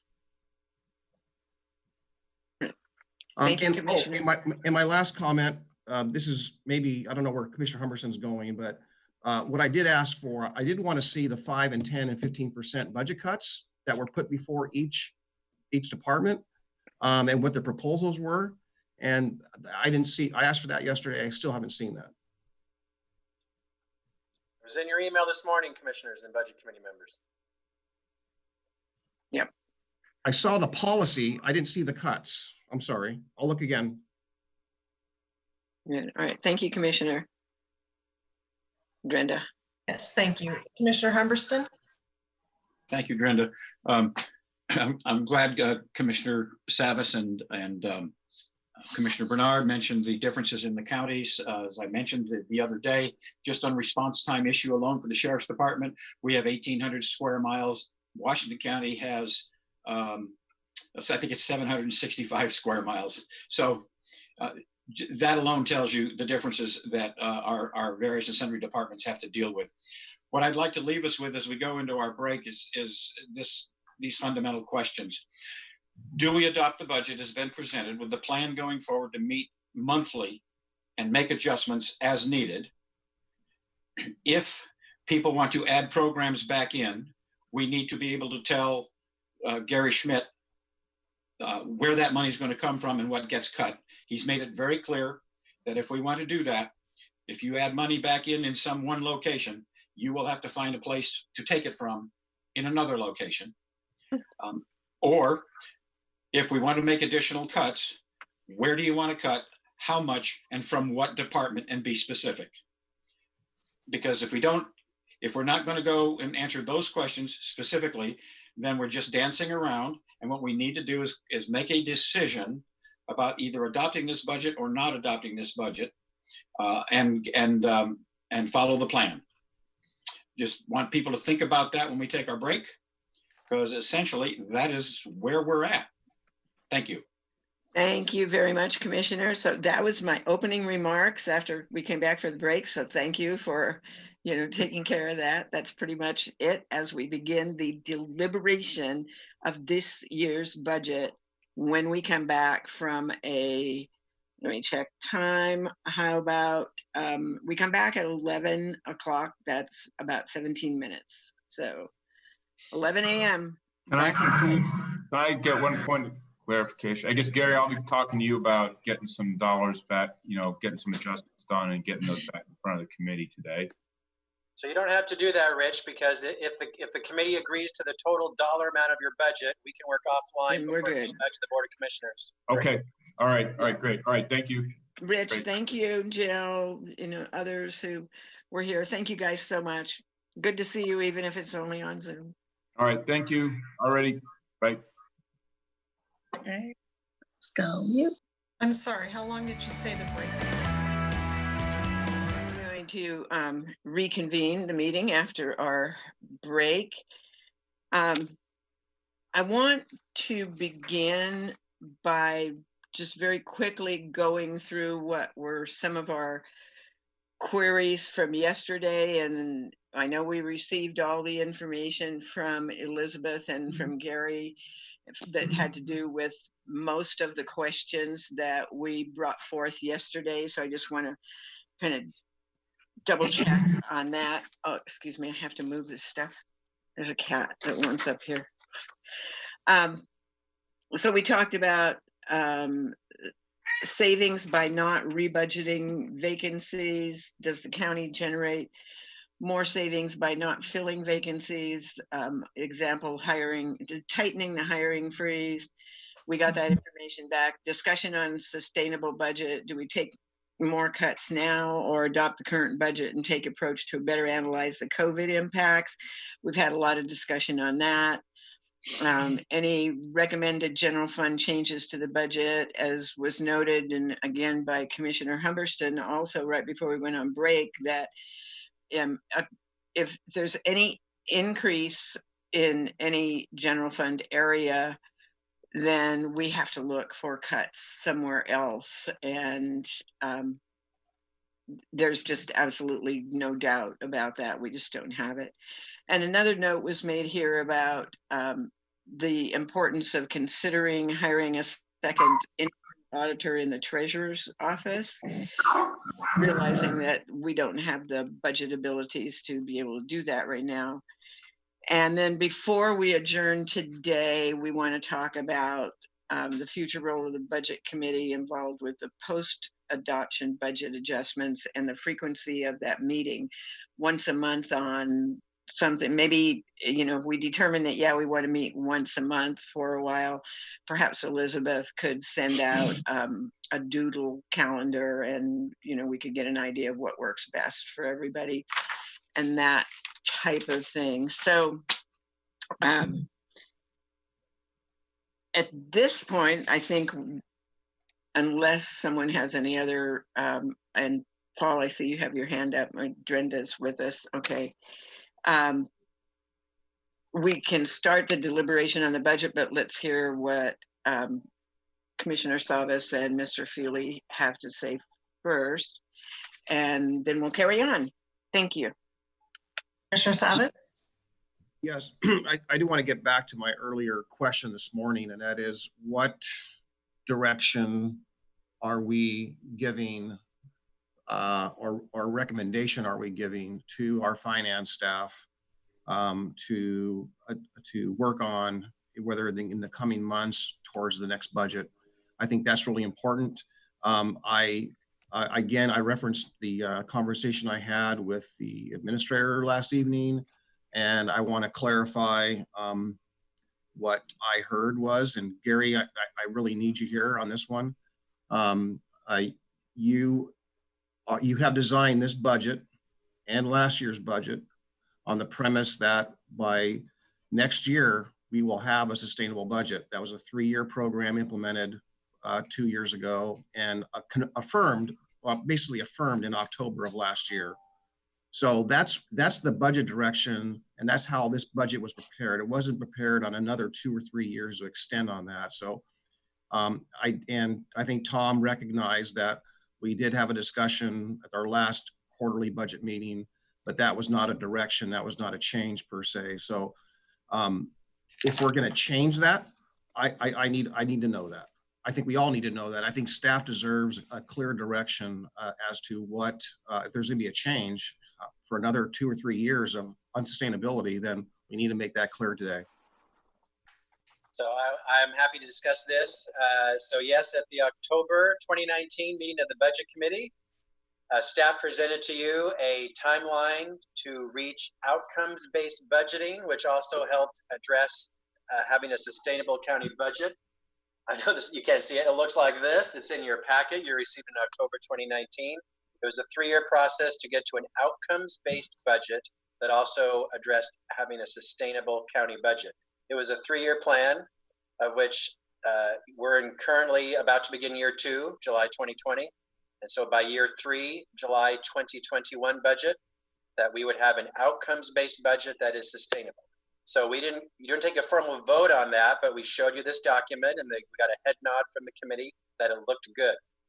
Now, what changed though is our forecast was not accurate back in October, and we provided you an updated forecast in February, which showed the gap was a little bit bigger than we thought in October even.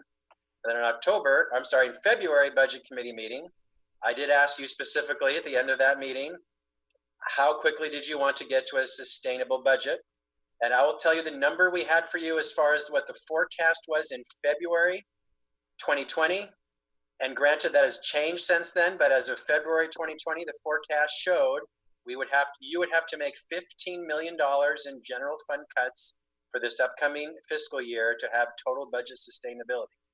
And then you remember we went around the table and I asked you, do you want to do that in 1 year or how many years? And while there was not a vote, that is true, it was clear consensus was take 2 or 3 years over that period of time, not to do it in 1 year. So in a way, I suppose there was conflicting information, conflicting guidance I've received from the budget committee, both in October to February. But look, I know that hope is not a plan, but my hope is to have a sustainable budget as soon as possible within the framework and guidelines you have provided to staff, which is attempt not to have to lay off current staff as best as possible, to match the budget to the board's strategic priorities, and to have a glide path that this is as painless as possible to the organization, knowing that we have many years ahead of cuts. So that I hope maybe not directly answer your question, Commissioner, but that's the guidance I've been following. So if there's more clear guidance this committee would like to offer, then I would welcome that.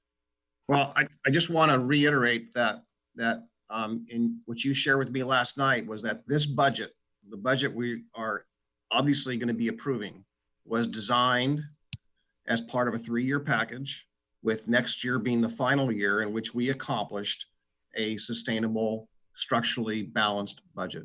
Therefore, that if the approximate number is 9 million plus or minus, that needs to be now is going to be kicked till next year. Okay, 9 additional million. That if we're going to be meeting between now and then, that we are going to be figuring out a way to tackle that. And I'm hopefully that we're willing to roll up our sleeves, as difficult and as unpleasant as it may be, to roll up our sleeves and accomplish that. I'm afraid, frankly, that by the time all the numbers come in, including the equal pay, that's going to grow. And so every year we prolong the pain, we are passing on a greater burden to ourselves in future budget committees and future elected officials and future staff. Gary, I sympathize with you for inheriting this financial dilemma that we're in. But I just need some kind of guidance as to the willingness of my fellow budget committee members to do the hard work it's going to take, because I don't see value in meeting every month if we are not going to do or have a plan. That's really I'm getting at. What is the plan that we are going to commit to? That's all I need. That's all I'm trying to raise this right now and try to even on Wednesday.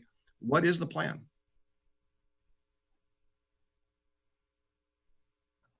Okay, Brenda. Mr. Feely. Thank you. My recollection is just what Gary had just said, and I'm comfortable with the glide path. And, I think the thing that's changed is become much more evident to me during the last year is that a lot of structural things at the county have impeded good forecasting, good accounting, good information. And I think some of my frustration about not getting information, I now understand. I mean, with 8 different charts of accounts, I don't know how you do any financial management, quite frankly. I'm comfortable with doing it over time. There's no proposal on the table to do it in 1 year. It'd be very draconian. It'd be very upsetting in the organization. You would be laying people off. I'm not willing to do that. There's still another hammer to fall, and that's the state funding.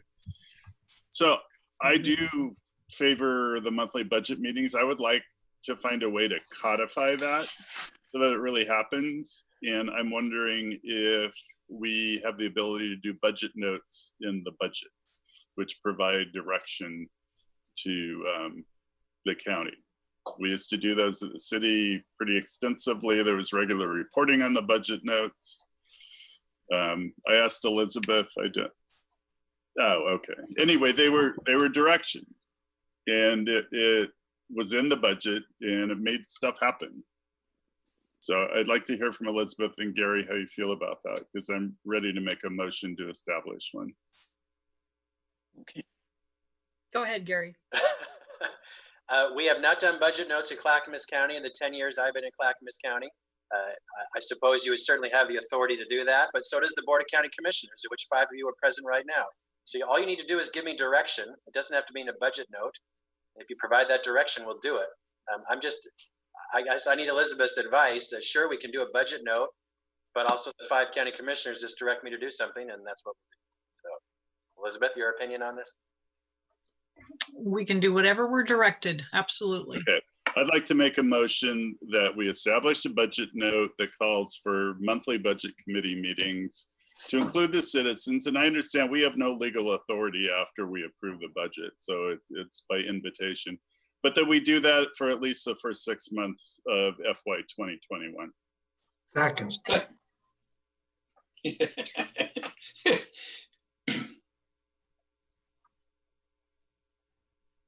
And that was a motion. Yes. And a second. Okay, you seconded it, Ken. Thank you. I think about 3 of us actually did. Okay, I thought I heard. I was first. Oh, well. He was first. Okay, Madam there. Chair, Yes. I just want to say I particularly do want the budget committee civilian members at this. I value their input and their advice and their perspective. And I think that 10 of us working together are going to come up with better solutions than 5 of us working together on something as complicated as this and as far reaching as this. So I certainly hope they're capable of it time-wise, but I really would like them there. Okay, thank you. Thank you very much. I'm sorry, I didn't jot down the words, so I don't have the motion in front of me. Elizabeth, do you have the words of the motion that you can help me out with? I believe the motion was to have monthly full budget committee meetings for the first 6 months of 2021. Mm-hmm. Okay. Right. All right. Yeah, I wasn't sure about the time frame. And then, okay, there is a motion. Jim, did you have? Well, let me get to the discussion part of it, and then you can. So there's motion on the table to have full 10-member budget committee meetings, at least for the first 6 months going forward in the new budget. So, any discussion? May I clarify, Chair Parks, that it was to establish a budget note to that effect? Oh, yes, thank you. Yes. Yeah, to establish a budget note to that effect. And Ann has a question. Yes, I just have a comment about meeting monthly. I like the proposal of meeting monthly. I appreciate the opportunity to be engaged and informed of what happening.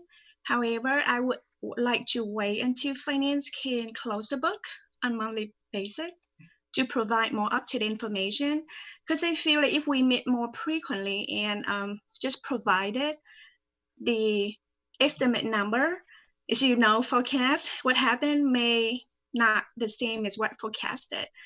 And I feel like we provide the same tool or information, but expect different outcome. It's just my thought. Mm-hmm. Okay, thank you for that. Is there any other comment to the motion? Commissioner Savas? Yeah, thank you. Well, I'm concerned a little bit that might be perhaps an undue burden if staff doesn't have anything to add, and I think or provide, and that may or may not be the case, but if there is going to be a monthly meeting about that as how we attack things forward, I think that's going to put a requirement for information, detailed information. So I don't know the length of those meetings, but if we're actually going to roll up our sleeves, I don't think the hour or hour and a half may be long enough. And one key piece of information that would be valuable is trying to ascertain as to what programs might be likely to be reduced or cut. And is it prudent to carry on those? If let's just say there is a department XYZ, is it prudent to carry on that program if it's inevitable that it might be one to be reduced or cut? An example of that, to just hypothetically, is that if that building include an expansion or investment in the building or whatnot for accommodations for whatever, whether it's maintenance or, that otherwise may not even be required or necessary. So it seems to me that there would be otherwise or simply savings by identifying those areas that are likely to be cut and trying to reduce any investments going forward. I think we need to figure out ways to save money. Okay, thank you.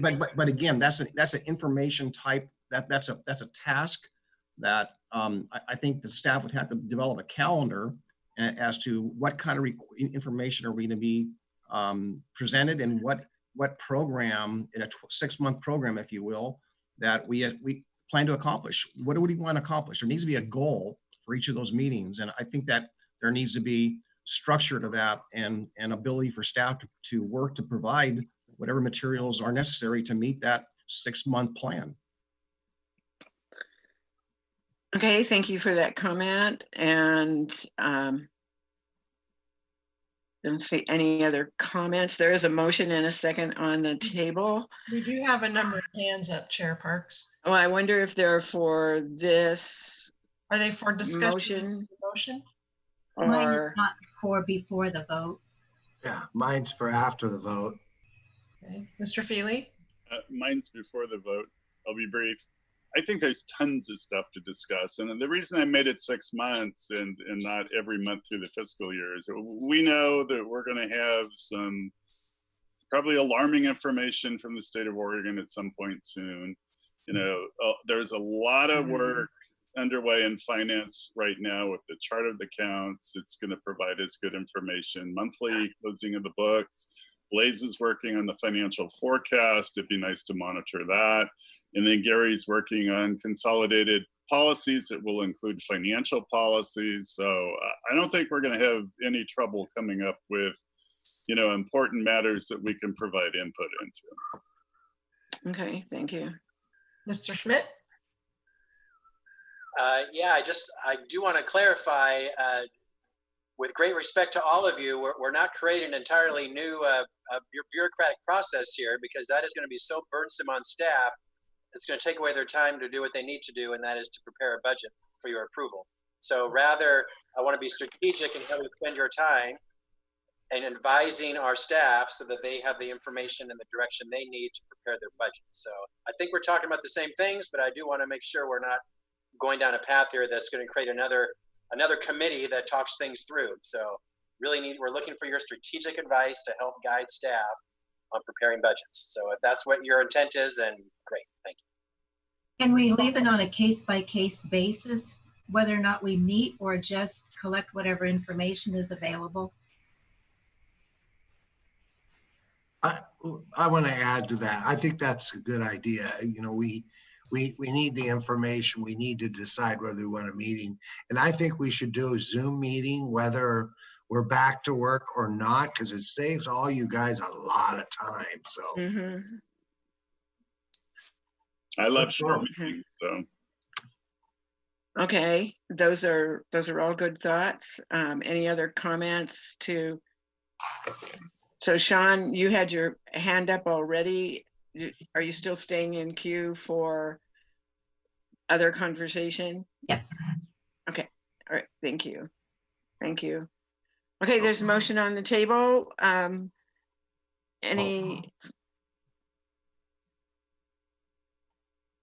well, we don't need any further clarification. All those in favor of the motion signify by saying aye or holding up your hand also, so I can see that.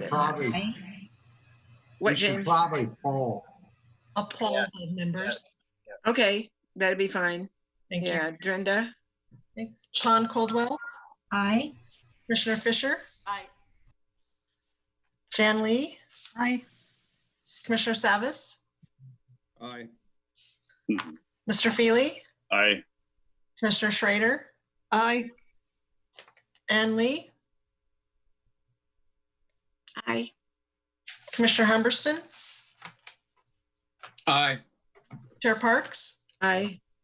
Commissioner Bernard? Aye. Okay, motion passes. Thank you. I don't think there were any that were opposed. I believe I heard everybody. All right. Thank you. So we got that done. There are still a couple people in line to speak. So Brenda, you want to start with Jim? Thank you. Commissioner Bernard? Actually, my hand is up once the motion is made and a second for discussion, so.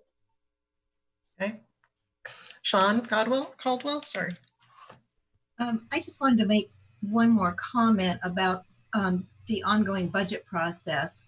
I don't think I realized that this year we were working through outcome-based budgeting. I'm hoping to see more systems kind of thinking across departments, which may mean, you know, working on mental health issues and funding as a system, working on, you know, other examples, housing, support for children, that kind of systems thinking. When I heard the sheriff say we funded his beds with money that was not sustainable, that's not accurate. And I don't think that kind of thinking helps us. It's too restrictive. We should be thinking beyond what each department has that's fair for them, because fair is what serves the community the best way. So I just think we need to let go of some old thinking, and I'm hoping moving forward, we can talk more about that in preparing for the next budget after this one. So that's my comment. Thank you. Okay, thanks. Okay, we have Mr. Bernard, Commissioner Bernard still up? He wants to wait. Okay, it looks like, okay, Mr. Yeah. Mr. Feely.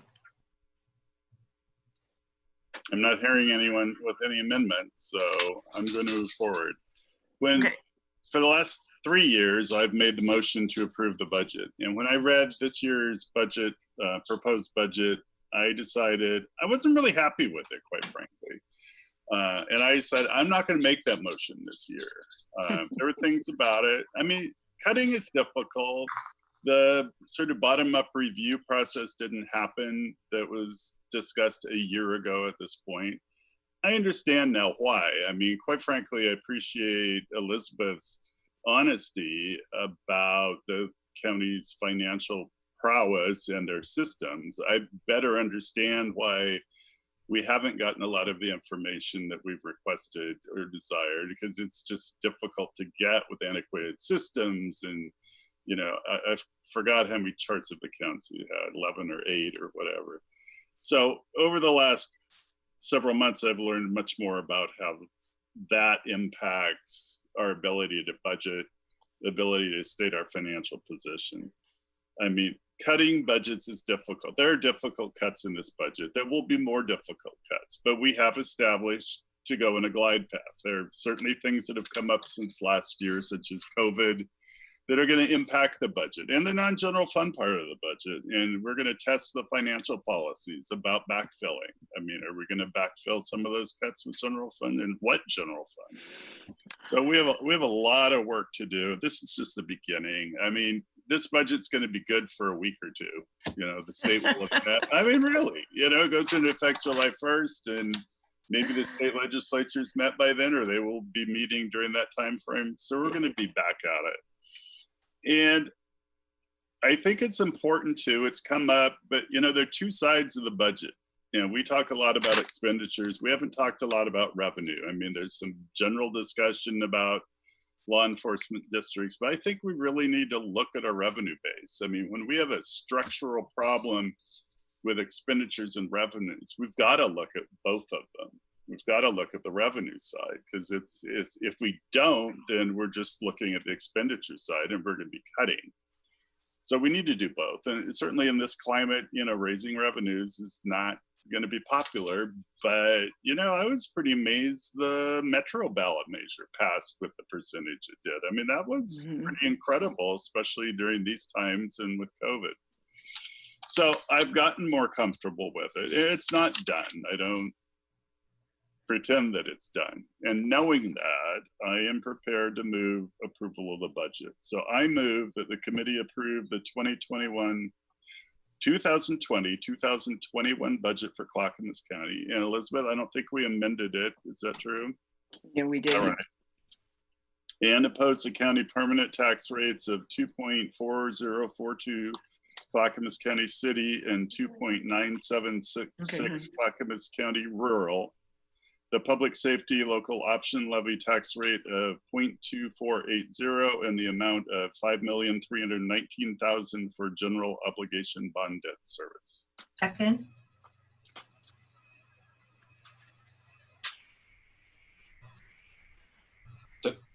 Did you hear Did I me? hear somebody say second? I said, did you hear me?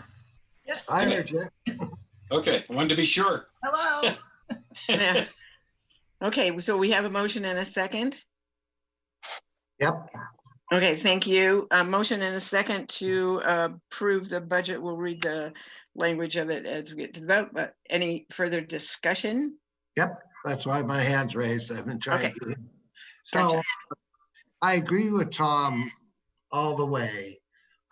You know, I've sat here for nearly 12 years now, assuming that we had the tools necessary to make wise decisions. It turns out we didn't. And now we are getting towards that. We're working on that. We still need some major investments, but at least we got some tools to plan much better than we have in the past. And I really trust Elizabeth and the work that her staff's done and that Gary has done more than I have ever before in 12 years. Actually, this is my 20th political budget that I've worked on, City of Milwaukee and this budget. I feel much more confident with the caveat that we know nothing about what's going to happen in the next couple of weeks or months. And the fact that we're willing to be flexible enough to make those decisions is really important. And I think that first motion set that up. So I want to thank you for that, Tom, and thank you for the committee for voting for that. And there's a lot of challenges ahead. I would like to make one amendment that we give you guys a 25% raise. And you guys, Very generous. The citizens. Oh, the citizens. Yeah, You didn't even have to feed us this year. You owe us. Anyway, so I'm looking forward to voting yes on this. It's not perfect, but it never, I mean, in this environment, it will never be perfect. So I don't see how it can be. Yeah. Well, we didn't give you a raise, so I guess you can't give us one. Yeah, I guess so. Commissioner Schrader. Yeah, I wanted to thank everyone for their hard work because this was a very difficult time. I've worked on budgets for over 13 years, including state budgets. And this is by far the very hardest one that I've ever had to see. I think that as we move forward with public safety, with the new sheriff, we need to have some cooperation and you know, as I think Craig Roberts has done a fantastic job all these years. But I do think that we have to look at maintenance level budgets for every budget under our umbrella. And I think that's something, particularly with public safety, we're going to have to move forward to do. The other thing is I'm sad because one of the cuts that's going to be happening here is a legacy program that I started back in 2003 with one of our folks here in the county, and it was children of incarcerated parents. And that was something that's been ongoing for many years. And this is the first time that we've had to actually eliminate it because of lack of funding in the general fund. And that makes me feel sad because the woman who started it has passed away.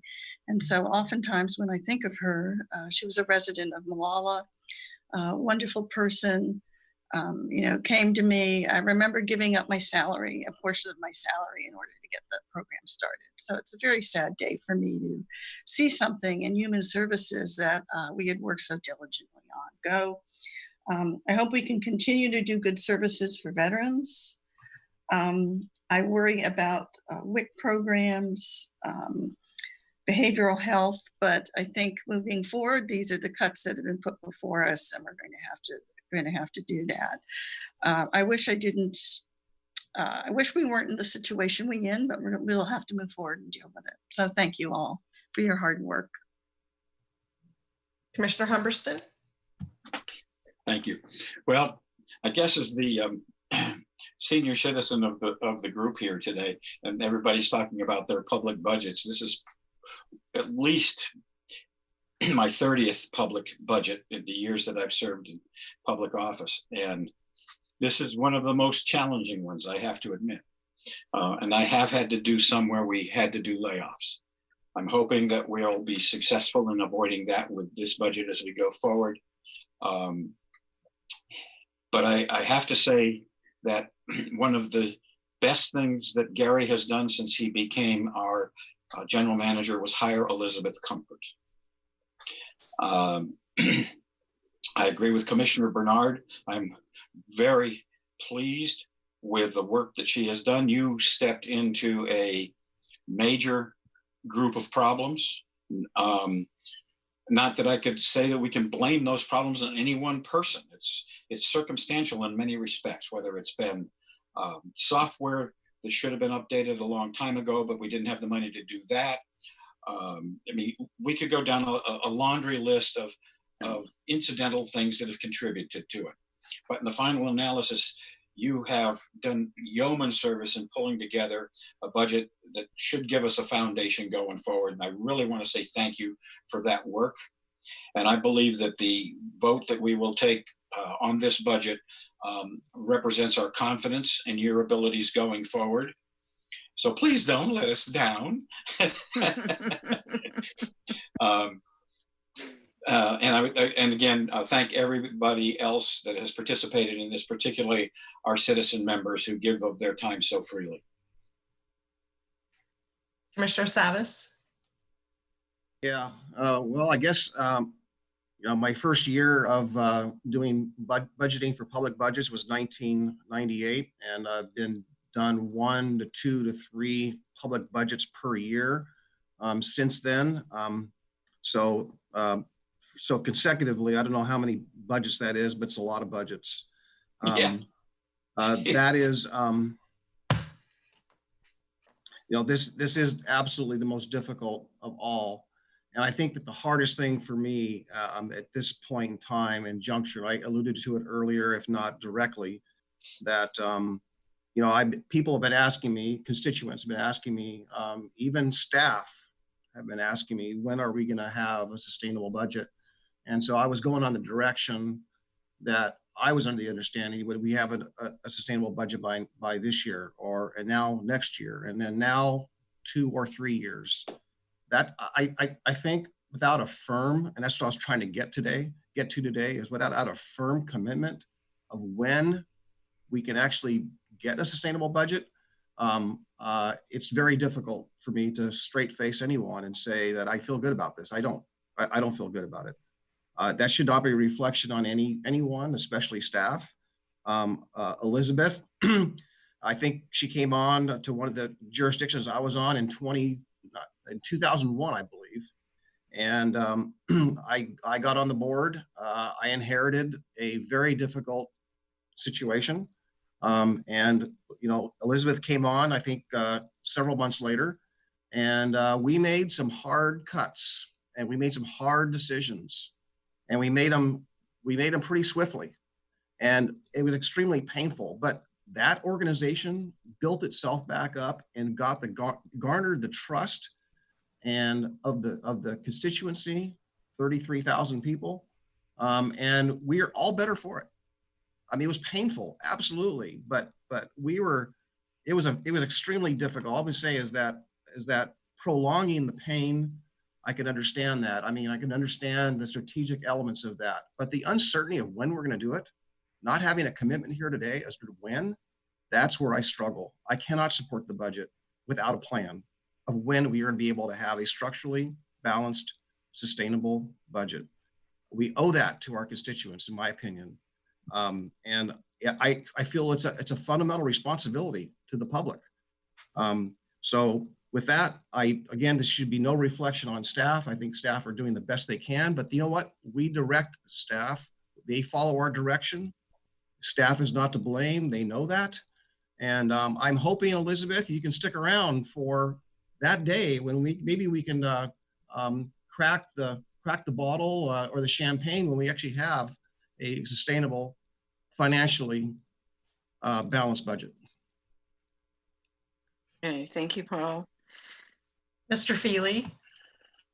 Thank you. Just a few closing comments.